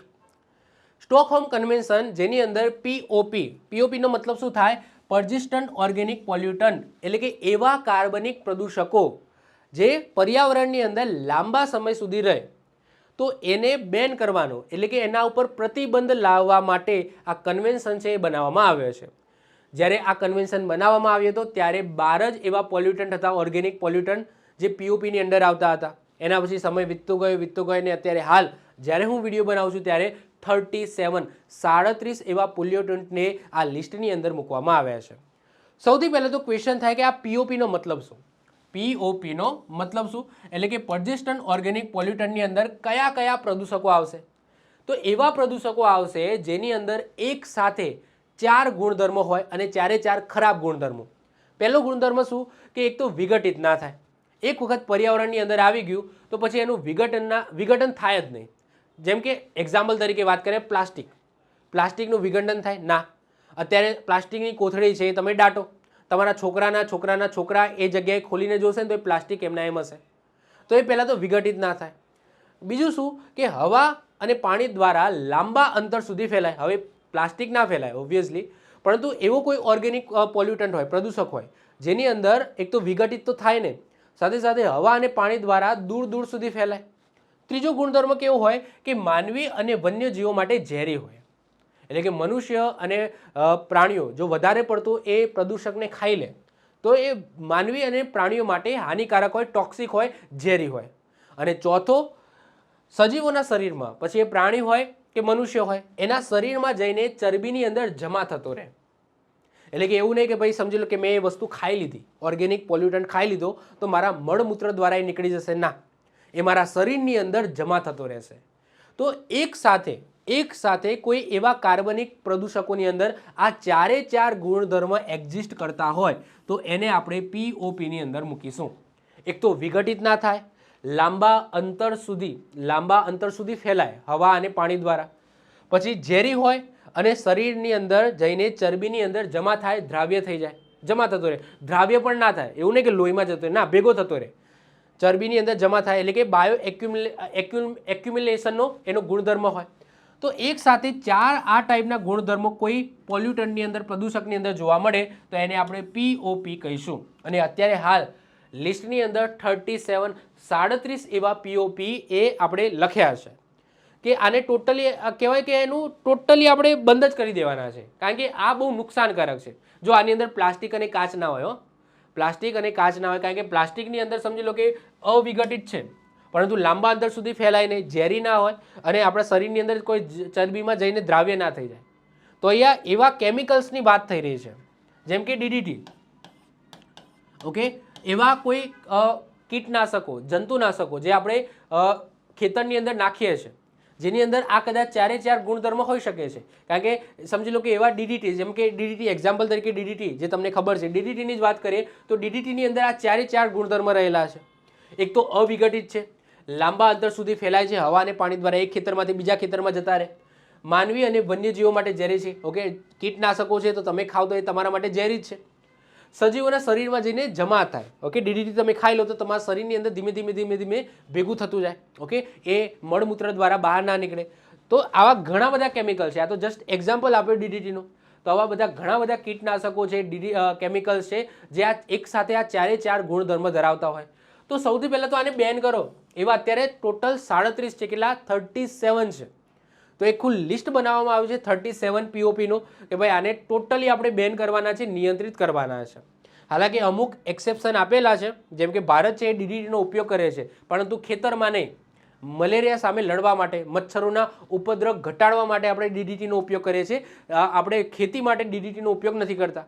તો અમુક એક્સેપ્શન સાથે અમુક એવા કેમિકલ્સ છે એ છૂટ આપવામાં આવી છે, પરંતુ અમુક એવા કહેવાય છે કે રસાયણો છે, કેમિકલ છે, એને ટોટલી આ કન્વેન્શન અંતર્ગત બેન કરી દેવામાં આવે છે. ટોટલી એના ઉપર પ્રતિબંધિત કરવામાં આવ્યા છે. તો આ ખાસ યાદ રાખીશું. શરૂઆત જ્યારે આ કન્વેન્શનની શરૂઆત થઈ ને ત્યારે માત્ર 12 હતા. અત્યારે 37 છે ને, એવા માત્ર 12 જ કેમિકલ્સ કે કીટનાશકો કે જંતુનાશકો હતા આ લિસ્ટની અંદર, જે આ ચારે ચાર ગુણધર્મ ધરાવતા હોય. એટલા માટે એ વખતે એને ડર્ટી ડઝન કહેવામાં આવતું હતું. શું કહેવામાં આવતું? Dirty dozen. ડઝન એટલે 12, ડર્ટી એટલે ખરાબ, ગંદુ. ઓકે, તો શરૂઆતમાં જ્યારે કન્વેન્શન બન્યું ત્યારે 12 જ એવા પ્રદૂષકોની વાત કરી હતી, પરંતુ ધીમે ધીમે વધતા ગયા. અત્યારે 37 થઈ ગયા છે. તો જ્યારે 12 હતા ત્યારે એને ડર્ટી ડઝન કહેવામાં આવતું હતું. અને અત્યારે ફેબ્રુઆરી 2026 સુધી સ્ટોકહોમ કન્વેન્શન હેઠળ અત્યારે હાલ 37 પીઓપી આની અંદર એડ કરવામાં આવ્યા છે. જ્યારે હું વિડીયો બનાવું છું ત્યારે 37 છે. ભવિષ્યમાં વધી પણ શકે છે, તો તમે અપડેટ રહેજો. તો જ્યારે હું વિડીયો બનાવું છું ત્યારે 37 પીઓપી અત્યારે આ સ્ટોકહોમ કન્વેન્શનની અંદર છે. હવે જો આ અલગ અલગ પ્રકારના હોય. ઓકે, તો એની અલગ અલગ 3 ભાગની અંદર ડિવાઈડ કરવામાં આવે છે. પરિશિષ્ટ 1, પરિશિષ્ટ B અને પરિશિષ્ટ C. પરિશિષ્ટ એની અંદર શું કે ટોટલી નાબૂદી, એલિમિનેશન. એવા 28 રસાયણો છે. આ 37 માંથી 28 એવા રસાયણો છે ટોટલી પ્રતિબંધિત છે. એનો ઉપયોગ તમે કરી જ ના શકો. આ સ્ટોકહોમ કન્વેન્શનમાં એ 28 રસાયણનો ઉપયોગ કરવાની ના જ પાડી છે, કે એવા રસાયણો આપણે ઉપયોગ કરવાનો જ નથી, કોઈ દેશે ઉપયોગ કરશે નહીં. તો એવા કેટલા છે? 28 રસાયણો છે. તો એવા રસાયણો જેનું ઉત્પાદન અને ઉપયોગ સંપૂર્ણ બંધ. એનું ઉત્પાદન પણ નહીં કરવાનું, એનો ઉપયોગ પણ નહીં કરવાનો. ઉદાહરણ તરીકે ઓકે, એન્ડોસલ્ફાન. ઓકે, આવું એક કેમિકલ છે. ઓકે, પછી લિન્ડેન છે. તો અલગ અલગ છે. જો નામ નહીં સાંભળ્યા હોય, આ બધા નવા છે, તમે ખાલી ડીડીટી સાંભળ્યું હશે. તો આ બધા અમુક અમુક રસાયણો છે જે આ ચારે ચાર ગુણધર્મ ધરાવે અને પર્યાવરણને નુકસાન કરે. પછી પરિશિષ્ટ બીની અંદર નિયંત્રિત એટલે કે રિસ્ટ્રિક્શન સાથે અમુક રસાયણો છે એનો ઉપયોગ કરવાની છૂટ આપી છે. એવા કેટલા રસાયણો છે? 2 છે. 2 રસાયણો છે. એમાં એક ડીડીટી છે અને એક PFOS છે. ભારત અત્યારે ડીડીટીનો ઉપયોગ કરે છે. ભલે પીઓપી છે, ઓકે, આની અંદર આવે છે, પરંતુ ડીડીટીનો ઉપયોગ કરે છે. કેમ? કારણ કે આપણે મલેરિયા સામે લડવાનું છે. કાલા આજોર, ઓકે, આ 2 જે રોગ છે એના સામે લડવા માટે આપણે ડીડીટી જોઈએ છે. હાલાકી ડીડીટીનો ઉપયોગ આપણે ભારત છે એ ખેતરોની અંદર નથી કરતા, કીટનાશકો તરીકે નથી કરતા, પરંતુ આ મલેરિયા છે, મલેરિયા સામે લડવા માટે આપણે કરીએ છીએ. તો એવા 2 રસાયણો જે અત્યંત મર્યાદિત અને ચોક્કસ હેતુ માટે જ વાપરવાની છૂટ મળે, જેમ કે ડીડીટી છે, PFOS છે. ભારત હજુ પણ મલેરિયા અને કાલા અજોર સામે જેવા રોગો સામે નિયંત્રણ મેળવવા માટે મર્યાદિત અને નિયંત્રિત પ્રમાણમાં ડીડીટીનો ઉપયોગ કરે છે.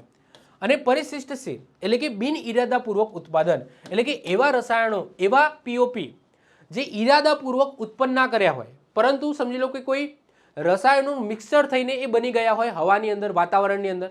એટલે કે ટૂંકમાં મનુષ્યએ ન બનાવ્યા હોય, મનુષ્યએ અમુક બીજા પ્રદૂષકો છોડ્યા હોય જે પીઓપીની અંદર નથી આવતા, પરંતુ એ અંદર અંદર અંદર અંદર પોતાના સાથે રાસાયણિક પ્રક્રિયા કરીને આ પીઓપી ક્રિએટ કરી નાખે. તો એને પરિશિષ્ટ Cની અંદર મૂકવામાં આવે છે. એવા 7 રસાયણો છે.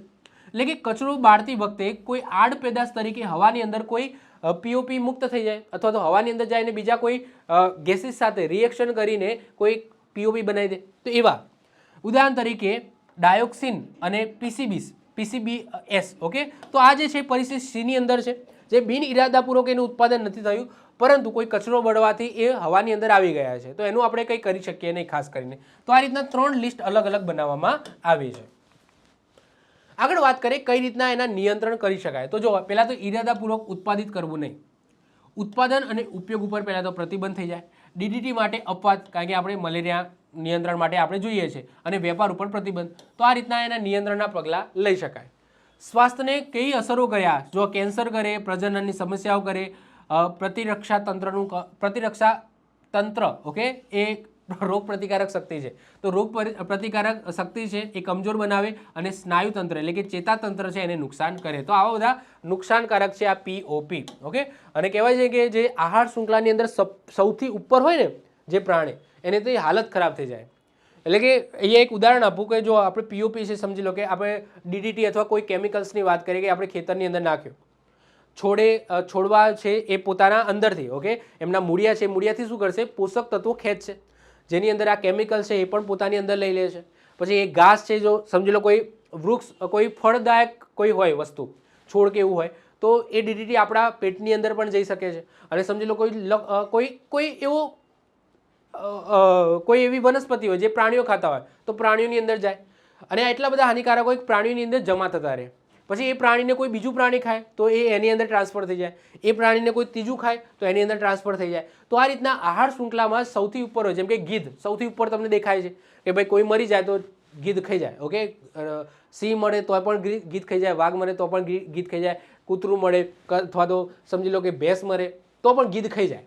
તો આહાર શૃંખલામાં સૌથી ઉપર સમજી લો કે ગીધ છે, તો ગીધની અંદર કેટલું બધું ડીડીટી ભેગું થાય, અથવા તો કોઈ કેમિકલ એ ભેગું થાય જે પીઓપીની અંદર આવતો હોય, તો ગીધ છે એ મરી જાય. સિમ્પલ છે, કારણ કે ટોક્સિક પણ છે. તો આ રીતના આહાર શૃંખલાને પણ અસર કરે છે આ પીઓપી. એટલા માટે આ પીઓપી માટે સ્પેશિયલ સ્ટોકહોમ કન્વેન્શન કરવામાં આવ્યું છે. એના પછી જે નેક્સ્ટ આવે છે એ આવે છે મિનામાટા કન્વેન્શન. મિનામાટા નામ સાંભળ્યું જ હશે, સાંભળવામાં પણ આવ્યું હશે કે પારો એટલે કે મર્ક્યુરીથી મિનામાટા નામનો રોગ થાય છે. પરંતુ આ જે શબ્દ આવે છે મિનામાટા એ એકચ્યુઅલી સિટીનું નામ છે જાપાનની, જ્યાં આ મિનામાટા નામનો રોગચાળો ફેલાયો હતો, જેના કારણે એ સિટીના નામ ઉપર મિનામાટા એવું નામ પડ્યું. હવે મિનામાટા કન્વેન્શન શું છે, કેમ ભરાયું એ સમજો.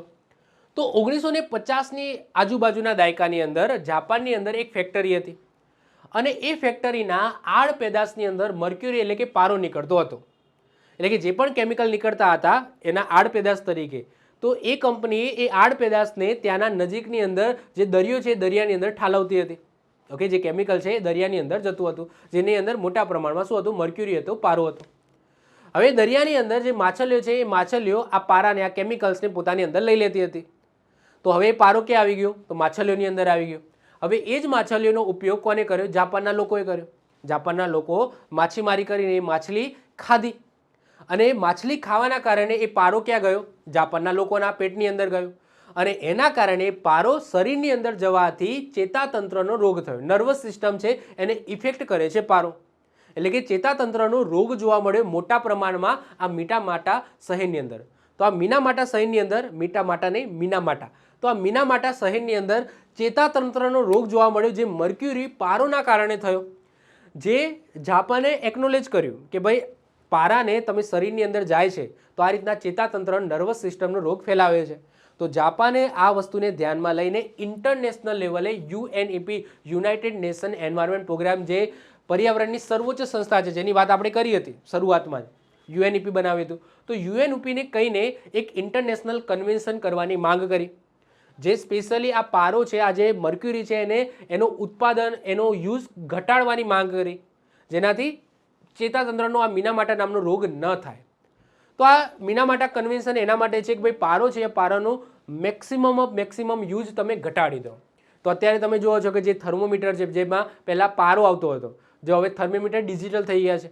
પછી તે બીપી માપવાનું મશીન છે એ પણ હવે ધીમે ધીમે ડિજિટલ થઈ રહ્યું છે. જે પહેલાં પારો આવતો હતો, પારો બતાવતા હતા, તો ધીમે ધીમે જે પારાના સંસાધનો છે, સાધનો છે, એની અંદરથી પારાનો ઉપયોગ ઘટાડી દેવાની વાત આ કન્વેન્શનની અંદર કરવામાં આવી છે. સિમ્પલ.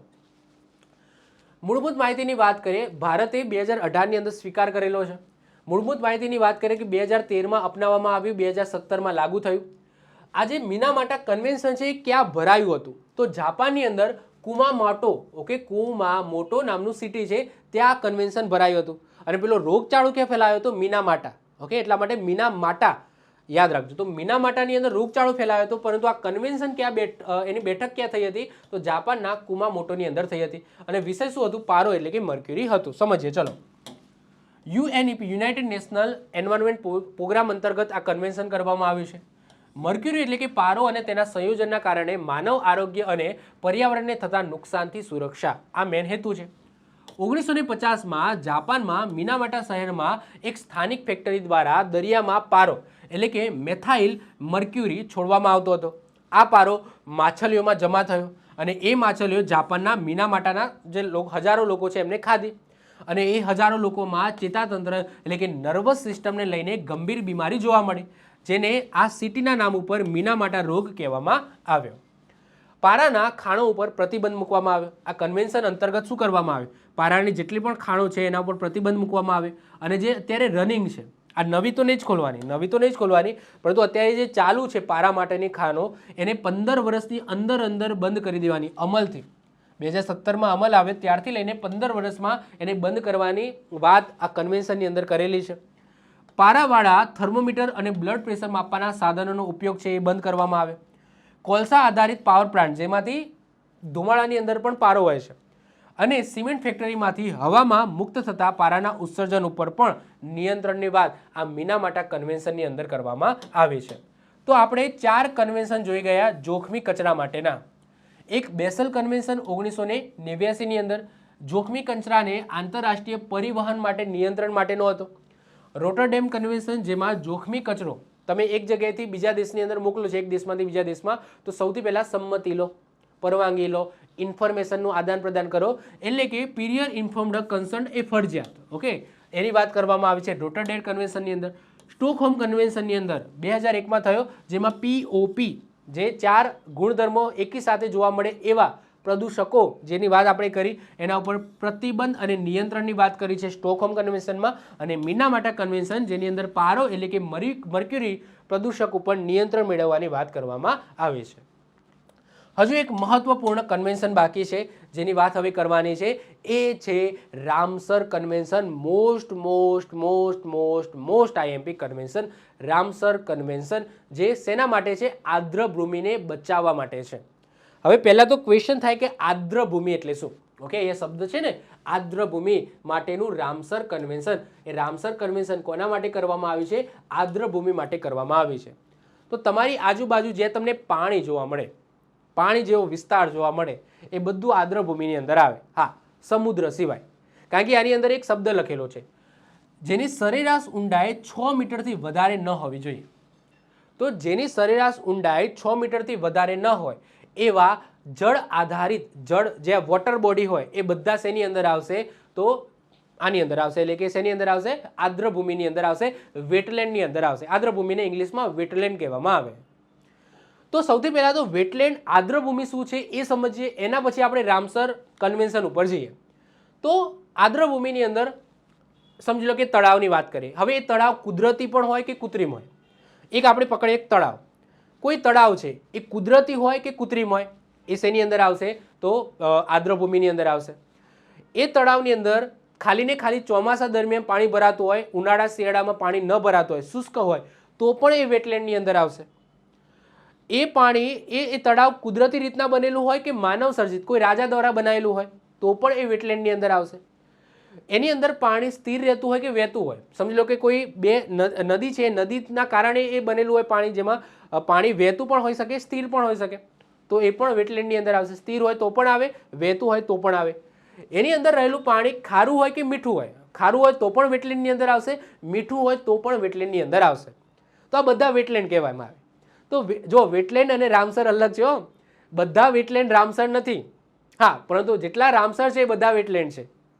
એટલે કે રામસર સાઇટની અંદર અમુક વેટલેન્ડને જ સ્થાન મળે છે. શું છે નિયમો સમજાવું છું.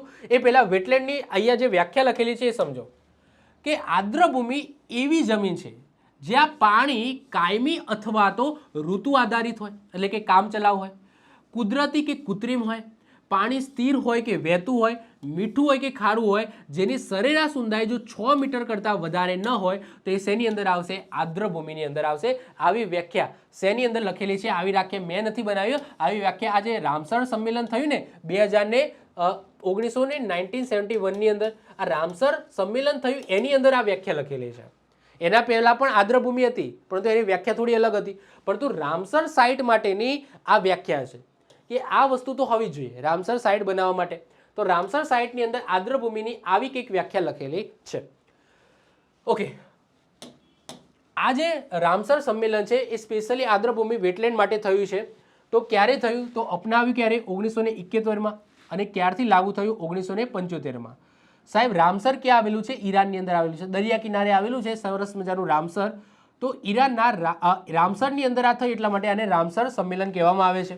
અને આનું વડું મથક યાદ રાખજો, સ્વિટ્ઝરલેન્ડના ગ્લેન્ડમાં આવેલું છે. સ્વિટ્ઝરલેન્ડના ગ્લેન્ડની અંદર આનું હેડક્વાર્ટર વડું મથક આવેલું છે. આ રામસર સાઇટ, રામસર સંમેલનનું, રામસર કન્વેન્શનનું. ક્લિયર? તો આ ખાસ યાદ રાખી લઈશું.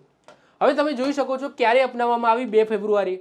તો આ રામસર સંમેલન એ 2 ફેબ્રુઆરી અપનાવવામાં આવી. એટલા માટે 2 ફેબ્રુઆરી આપણે વિશ્વ આર્દ્રભૂમિ દિવસ એટલે કે વર્લ્ડ વેટલેન્ડ ડે તરીકે ઉજવીએ છીએ 1997થી.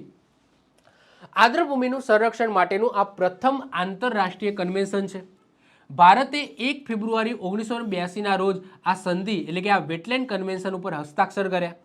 ઉદ્દેશ્ય શું છે? તો આર્દ્રભૂમિ એટલે કે વેટલેન્ડનું સંરક્ષણ અને સમજદારીપૂર્વક ઉપયોગ એટલે કે ટકાઉ ઉપયોગ કરવું એ સુનિશ્ચિત કરવું, આ એનો મેઇન ઉદ્દેશ્ય છે. હવે કેમ આપણે વેટલેન્ડને બચાવ્યા છે? જો સૌથી પહેલાં તો વેટલેન્ડ છે એ પહેલાં તો પીવાનું પાણી આપે. તમારા ગામડામાં સમજી લો, પહેલાં તો ગામડામાં તળાવ હતા, જળાશયો હતા, સરોવરો હતા, ત્યારથી પાણી પીતા હતા. ઓકે, તો પહેલાં તો પીવાનો સ્ત્રોત તમે કહી શકો. પછી સમજી લો કે એ વેટલેન્ડની અંદર કોઈ જીવજંતુઓ રહેતા હોય, કોઈ માછલીઓ રહેતી હોય, તો પહેલાં તો એમનું નિવાસ સ્થાન છે એટલા માટે બચાવવા પડે. એ જ વેટલેન્ડની અંદર ઘણી બધી વનસ્પતિ ઉગેલી હોય જે પોતાની પ્રકાશ સંશ્લેષણની ક્રિયા દરમિયાન કાર્બન ડાયોક્સાઇડ હવામાંથી લે અને ઓક્સિજન મુક્ત કરે, એટલે બચાવવી પડે. તો ઘણા બધા કારણો છે આ વેટલેન્ડને બચાવવા માટેના. પછી સમજી લો કે કોઈ ચક્રવાત આવે છે તો ચક્રવાતની અંદર બફરનું કામ કરે છે. તો ઘણા બધા કારણો છે વેટલેન્ડને બચાવવા માટેના. હવે વેટલેન્ડની અંદર શું આવે? ક્વેશ્ચન થાય ને, વેટલેન્ડની અંદર શું આવે? તો ઘણી બધી વસ્તુ આવે, પરંતુ એની ઊંડાઈ ખાસ યાદ રાખજો, 6 મીટરથી સરેરાશ ઊંડાઈ 6 મીટરથી વધારે હોવી જોઈએ નહીં. ઓકે, તો એ બધા વેટલેન્ડની અંદર આવશે. જેમ કે એક્ઝામ્પલ તરીકે વાત કરીએ, પહેલાં તો તળાવ આવી જાય, સરોવર આવી જાય, નહેરો આવી જાય. તમારા ગામની અંદર જે ગન્નારા હોય, નાની નાની નહેરો જ્યાં પાણી ભરાયેલું હોય, તો નાની નાની નહેરો જેની સરેરાશ ઊંડાઈ 6 મીટર કરતાં વધારે ના હોય તો એવી નહેરો આવી જાય, એટલે કે જેને નાની કેનાલ્સ કહીશું. સરોવરો, તળાવ આવી જાય. ડાંગરના ખેતરો પણ આવશે. તમને ખબર છે ડાંગર વાવવા માટે ખેતરની અંદર પહેલાં પાણી ભરવામાં આવે, એના પછી ડાંગર રોપવામાં આવે. તો ડાંગરના ખેતર પણ વેટલેન્ડ જ છે. પછી વોટર લોગ્ડ સિઝનલ સોઇલ્સ એટલે કે ચોમાસા દરમિયાન પાણી ભરાતું હોય એવી કોઈક જગ્યા, ઋતુ આધારિત હોય કોઈ એવી જગ્યા જ્યાં પાણી ભરાતું હોય, નોર્મલી ના હોય પરંતુ ઋતુ ચોમાસાની અંદર પાણી ભરાતું હોય તો એવી જગ્યા પણ આવી જાય. ઓક્સબો લેક આવી જાય. ઓક્સબો લેક એટલે શું? સમજી લો કે આ રીતના કોઈ નદી જાય છે અને કોઈ એવું થયું, ભૂકંપ થયો અથવા કોઈ એવી ઘટના બની જેના કારણે સમજી લો કે આ જે આમ જતી હતી હવે અહીંયાથી એ સીધી આમ જતી રહી. ઓકે, આમ જતી રહી અને આ ભાગ છે અલગ પડી ગયો, હવે નદી આમ વહેવા માંડી સીધી. ઓકે, તો આ બધા જે નદી કિનારે જે આ રીતના જે તળાવ બન્યા, ઓકે, છે નદીનું પાણી જ, પરંતુ હવે એને રસ્તો બદલી દીધો નદીએ અને અહીંયા તળાવની રચના થઈ. તો આને શું કહેવામાં આવે? ઓક્સબો લેક કહેવામાં આવે. તો નદીના વહેણમાં બનતા નાળ આકારના જે સરોવરો છે એને શું કહેવાય? ઓક્સબો લેક કહેવામાં આવે. પછી સ્વામ્પ. સ્વામ્પ એટલે શું? આર્દ્રભૂમિ જંગલો એટલે કે પાણી ભરાયેલો વિસ્તાર જ્યાં વૃક્ષો ઉગેલા હોય, મોટા મોટા વૃક્ષો ઉગેલા હોય, જેમ કે મેંગ્રુવના જંગલો, એક્ઝામ્પલ તરીકે મેંગ્રુવના જંગલો, તો એને શું કહેવામાં આવે? સ્વામ્પ કહેવામાં આવે. પછી માર્સિસ એટલે કે જ્યાં ઝાડ ના હોય પરંતુ નાના નાના વૃક્ષો હોય અથવા તો છોડ ઉગેલા હોય, પાણી ભરેલો વિસ્તાર હોય. ઓકે, જ્યાં નાના નાના છોડ ઉગેલા હોય અથવા તો નાના નાના ઝાડ હોય, નાના નાના ઝાડ. ઓકે, તો એને શું કહીશું? આપણે માર્સિસ કહીશું. અને કોઈ મોટા ઝાડ હોય તો એને શું કહેવામાં આવે? સ્વામ્પ કહેવામાં આવે. જેમ કે મેંગ્રુવના જંગલો શેની અંદર આવશે? તો સ્વામ્પની અંદર આવશે. ઓકે, ચલો. એના પછી ડેલ્ટા વિસ્તાર. ડેલ્ટા વિસ્તાર એટલે શું? એટલે કે જ્યારે કોઈ નદી છે એ નદી પોતાના એન્ડ સમયમાં હોય, એટલે કે જ્યારે દરિયાને મળતી હોય તો એ નાના નાના ફાટાની અંદર ડિવાઈડ થઈ જાય. ઓકે, નાની નાની ફાટાની અંદર ડિવાઈડ થઈ જાય. એક્ઝામ્પલ આપું કે સુંદરવન ડેલ્ટા છે, જેમાં ગંગા નદી છે, જો બ્રહ્મપુત્રા નદી ગંગા નદીને બાંગ્લાદેશની અંદર મળી જાય, તો જ્યારે બાંગ્લાદેશમાં મળી જાય અને તમને ખબર છે કે એક ફાંટો છે એ પશ્ચિમ બંગાળમાં પણ જાય છે, તો પશ્ચિમ બંગાળમાં જ્યારે એના એન્ડ ભાગમાં હોય ત્યારે મોટો ડેલ્ટા બનાવે, નાના કહેવાય કે શેરીઓની અંદર ડિવાઈડ થઈ જાય પાણી આખું, અને આ રીતના મોટો ડેલ્ટા બનાવે, જેમ કે આ નદી આવે છે તો આ રીતના ડિવાઈડ થઈ જાય, ઓકે, અને આ એક કહેવાય ડેલ્ટા બનાવે, ત્રિકોણ આકારીય ભાગ બનાવે, તો આને શું કહેવાય? ડેલ્ટા કહેવાય, જ્યાં પણ પાણી ભરાયેલું હોય. તો નદી જ્યારે દરિયાને મળે છે ત્યારે ત્રિકોણ આકાર મુખ પ્રદેશ બનાવે, જ્યાં મેંગ્રુવ જંગલો વધારે જોવા મળે છે, તો એવો ડેલ્ટા વિસ્તાર. એસ્ચ્યુરી એટલે કે નદી મુખ ત્રિકોણ, જ્યાં નદી દરિયાને મળતી હોય પરંતુ ડેલ્ટા ના બનાવે, જેમ કે કોઈ નદી મળે છે પરંતુ એટલા મોટો ડેલ્ટા નથી બનતો, જેમ કે તાપી નદી છે, સાબરમતી નદી છે, મહી નદી છે, તો આ બધી બનાવે છે જો ડેલ્ટા નથી બનાવતી. મોસ્ટ ઓફ ધ ડેલ્ટા ક્યારે બને છે ખબર છે? જ્યારે કોઈ પશ્ચિમથી પૂર્વ તરફ જ્યારે વહે છે ને ત્યારે ડેલ્ટા બનાવે, જેમ કે ગોદાવરી, કૃષ્ણા છે, ગંગા નદી છે, તો એ બધી નદીઓ ડેલ્ટા બનાવીને દરિયાને મળે છે. પરંતુ જે મોસ્ટ ઓફ ધ કેસની અંદર જે પૂર્વથી પશ્ચિમ દિશા તરફ વહે છે, જેમ કે આપણી મહી નદી, સાબરમતી નદી છે, ગંગા નદી છે, આ બધી નદીઓ છે, સોરી ગંગા ક્યાં, નર્મદા નદી છે, પછી તાપી નદી છે, આપણી સાબરમતી નદી, મહી નદી, એ બહુ મોટો ડેલ્ટા નથી બનાવતી, તો એ ડાયરેક્ટ મળી જાય છે. પરંતુ એ જે ભાગ જ્યાં ખાડી જેવી કોઈ રચના કરે છે, નાનો એવો ભાગ છે, તો એને શું કહેવામાં આવે? એસ્ચ્યુરી કહેવામાં આવે, નદીમુખ પ્રદેશ કહેવામાં આવે. ત્યાં પણ પાણી ભરાયેલું હોય, નદીનું પાણી હોય, તો એ લઘુન સરોવર. લઘુન સરોવર એટલે શું? કે સમજી લો કે દરિયાનું આ રીતના છે, અહીંયા થોડો ઊંચો પ્રદેશ છે અને અહીંયા દરિયો છે, આ દરિયો છે. ભરતી દરમિયાન આ દરિયાનું પાણી સમજી લો આ જગ્યાએ આ કોઈ ખાડાવાળો ભાગ છે તે આવીને ભરાઈ ગયું, અને એના પછી ઓટ દરમિયાન શું થયું? અહીંયા એક બાઉન્ડ્રી બની ગઈ. હવે આ દરિયો અલગ છે, અહીંયા જે દરિયાનું પાણી જ ભરાયેલું છે અહીંયા, અને એ એક સરોવરની રચના થઈ, તો આને શું કહેવામાં આવે? લઘુન સરોવર કહેવામાં આવે. તો દરિયાની નજીક ખારા પાણીનું સરોવર, જેને લઘુન સરોવર કહીએ છીએ. મીઠાના અગરો, તો મીઠું પકાવવા માટે પણ ખબર છે બધા જે મીઠું પકાવનારા જે વ્યક્તિ હોય એ પારી બનાવતા હોય, પાણીની રચના કરતા હોય, ત્યાં વચ્ચે પાણી ભરેલું હોય, તો મીઠાના અગરો એ પણ એની અંદર વેટલેન્ડની અંદર તમે મૂકી શકો. કાદવ કિચડવાળો ભાગ, જે ક્રીક, આપણે સીર ક્રીક છે, તમને ખબર છે કાદવ કિચડવાળો ભાગ છે, તો એ પણ વેટલેન્ડની અંદર આવશે. પછી એક્વાકલ્ચર એટલે કે દરિયા કિનારે તમને ખબર છે કે ઝીંગા ઉદ્યોગ ચાલે છે અને બીજા ઘણા બધા માછલી ઉદ્યોગ ચાલે છે, જેના માટે પાણી ભરેલું રાખતા હોય છે એ લોકો, તો એ પણ એની અંદર વેટલેન્ડની અંદર આવશે. તો ઘણી બધી વસ્તુ આવે. આ તો જસ્ટ મેં 14 કીધા, પરંતુ તમને આનાથી આઈડિયા આવી ગયો કે ભાઈ કઈ કઈ વસ્તુ આની અંદર મૂકવી. ઓકે, તો વેટલેન્ડ એટલે કે જ્યાં પાણી ભરાયેલું હોય એવી બધી જગ્યાઓ એ વેટલેન્ડની અંદર આવશે, અને આ બધા મદદરૂપ થાય છે. હવે આદ્રભૂમિને રામસર સાઇટ બનાવવાના શું નિયમો છે? ચલો, આટલા બધા છે. ઓકે, વેટલેન્ડ તો આટલા બધા છે, તો આ બધાને રામસર સાઇટમાં મુકાય? ના મુકાય. ઓકે, તો આ બધાને સમજી લો કે કોને કોને આપણે રામસર સાઇટની અંદર મૂકી શકીએ, વેટલેન્ડને કયા આદ્રભૂમિને આપણે રામસર સાઇટમાં મૂકી શકીએ, એના નિયમો શું છે? તો ટોટલ 9 નિયમો છે. આ 9 નિયમમાંથી ગમે તે એક નિયમ પણ ફૂલફિલ થાય ને તો એને આપણે રામસર સાઇટમાં મૂકી શકીએ. એવું જરૂરી નથી કે એ વેટલેન્ડ આ 9 નિયમોનું પાલન કરે, ના, આ 9માંથી ગમે તે એકનું પાલન કરે ને તો એને આપણે એઝ અ રામસર સાઇટ તરીકે લિસ્ટ કરાવી શકીએ છીએ. જેમ કે ચોક્કસ ભૌગોલિક વેટલેન્ડનું દુર્લભ અથવા તો અજોડ ઉદાહરણ હોવું જોઈએ, જેમ કે લોકટક લેક છે, જે ઊંચાઈ પર આવેલો છે, તમને ખબર છે મણિપુરની અંદર લોકટક લેક, તો એ યુનિક છે, એવું તમને બીજું જોવા ના મળે. પછી ચિલ્કા લેક છે, એવું તમને યુનિક છે, ના જોવા મળે. તો ઘણા બધા છે. લોનાર સરોવર છે, તમને ખબર છે. પછી અમુક ઉલ્કાપાતથી બનેલા હોય એવા સરોવર છે. તો ઘણા બધા એવા સરોવર છે જે એની કંઈક યુનિકતા હોય, ઓકે, એ સરોવરની, તો દુર્લભ અથવા તો અજોડ હોય. પછી લુપ્તપ્રાય અથવા ગંભીર જોખમમાં હોય તેવી પ્રજાતિનો આશ્રય હોય. હું આ તમને આ વસ્તુ ચલાવીશ, મતલબ કે એવી પ્રજાતિ રહેતી હોય જે લુપ્ત થવાના આરે હોય, એવી પ્રજાતિ એ જગ્યાએ નિવાસ કરતી હોય એ પાણીના ક્ષેત્રની આજુબાજુ, જે લુપ્ત થવાના આરે હોય, તો એ પ્રજાતિનું સંરક્ષણ થાય છે એ લેકના કારણે, એ વોટર બોડીના કારણે, તો એને આપણે આ રામસર સાઇટ માટે આપણે એપ્લાય કરી શકીએ છીએ. જે પ્રદેશની જૈવ વિવિધતા એટલે કે બાયોડાયવર્સિટીની જાળવણી રાખવા માટેનું મહત્વનું સ્થાન હોય, તે પ્રાણીઓ કે પક્ષીઓના જીવનને કટોકટીના સમયે, જેમ કે પ્રજનન કે દુષ્કાળમાં આશ્રય સ્થાન પૂરું પાડે એવી કોઈ વોટર બોડી હોય, જે નિયમિતપણે 20,000 કે તેથી વધારે જળ પક્ષીઓ આશ્રય આવતા હોય, એટલે કે આવતા હોય દર વર્ષે 20,000 કે તેથી વધારે પક્ષીઓ આવતા હોય એ જગ્યાએ, તો એને પણ તમે મૂકી શકો. જે જળ પક્ષીઓની કોઈ એક પ્રજાતિની વૈશ્વિક વસ્તીના 1% પક્ષીઓ ત્યાં નિયમિતપણે આશ્રય આપતા હોય, એટલે કે કોઈ સમજી લો કે ગીધની વાત કરીએ કે ગીધ આખા વિશ્વમાં જેટલા છે એનાથી 1% જો કોઈ એક જગ્યાએ કોઈ વોટર બોડીની પાસે રહેતા હોય તો એ વોટર બોડીને તમે as a Ramsar site apply કરી શકો છો. જે સ્થાનિક માછલીઓની પ્રજાતિ માટે મહત્વપૂર્ણ હોય, કોઈ માછલીઓ જે કોઈ સ્થાનિક માછલીઓની પ્રજાતિઓ જે ત્યાં જ મળતી હોય એના માટે મહત્વપૂર્ણ હોય તો એને તમે એઝ અ રામસર સાઇટ તમે એપ્લાય કરી શકો છો.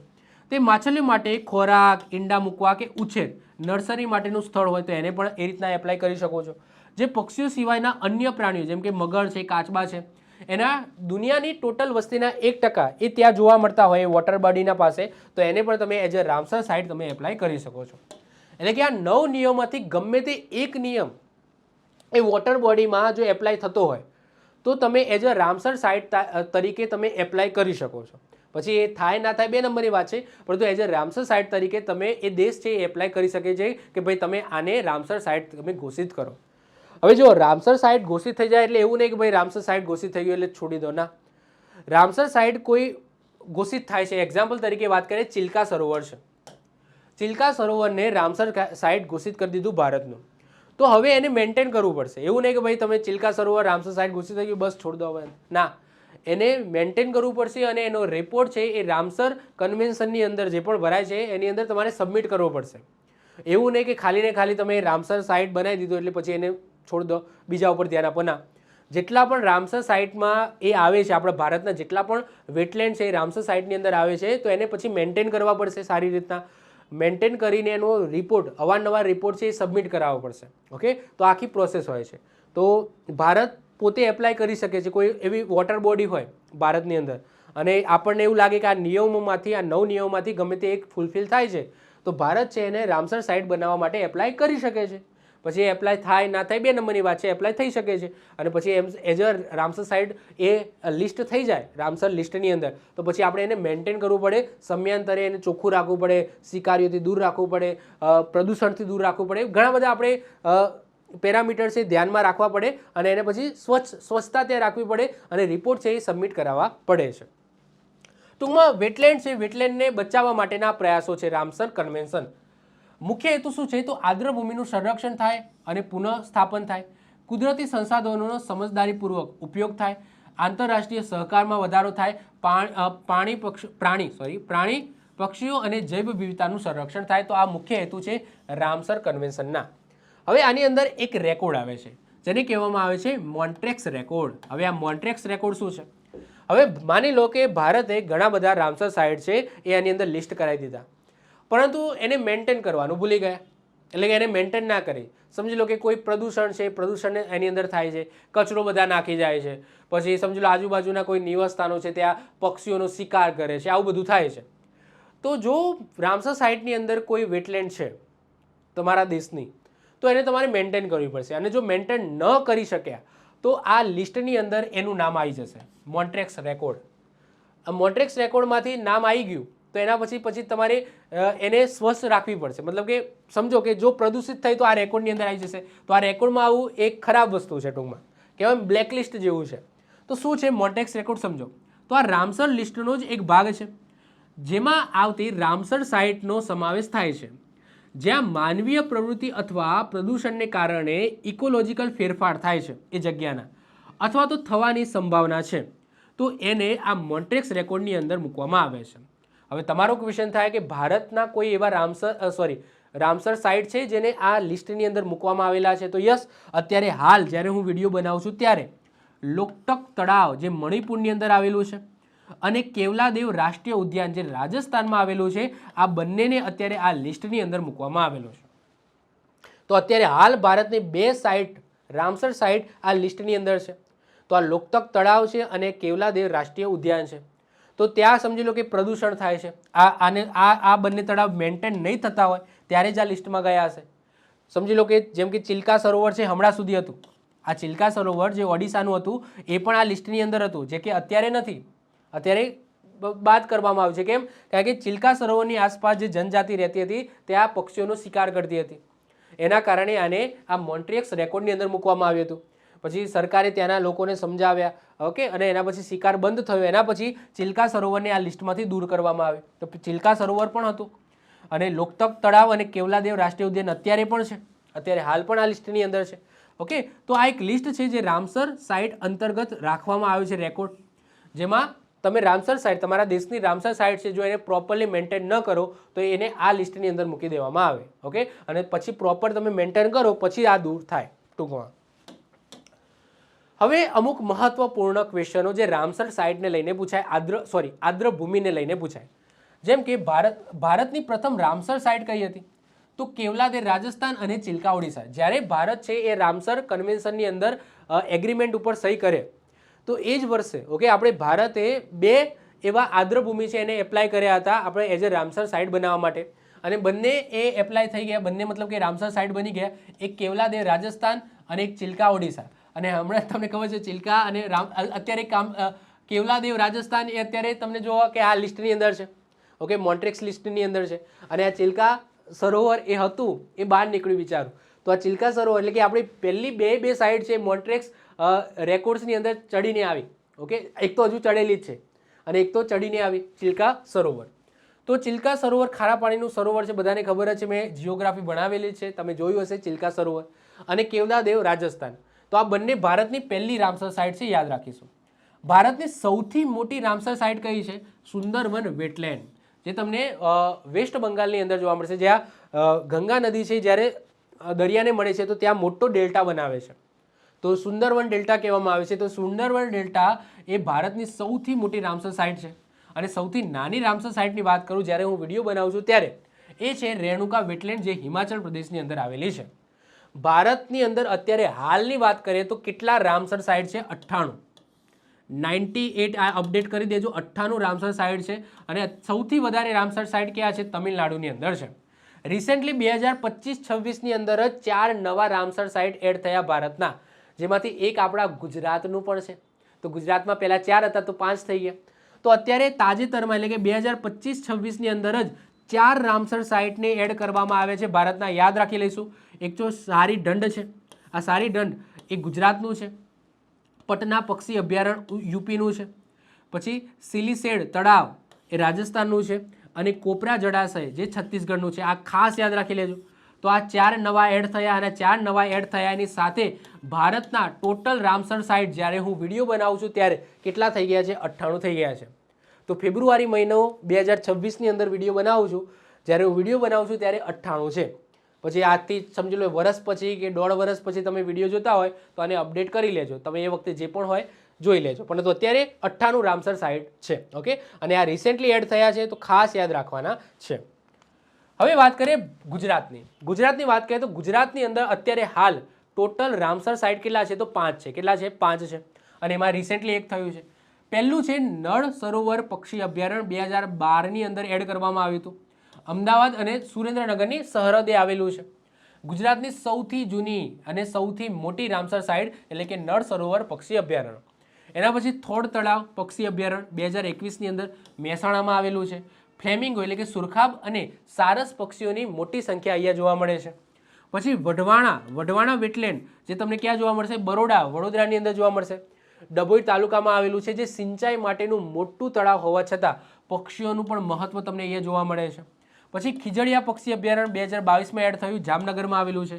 ખારા અને મીઠા પાણી બંને પ્રકારના પક્ષીઓ માટેનું આશ્રય સ્થાન છે.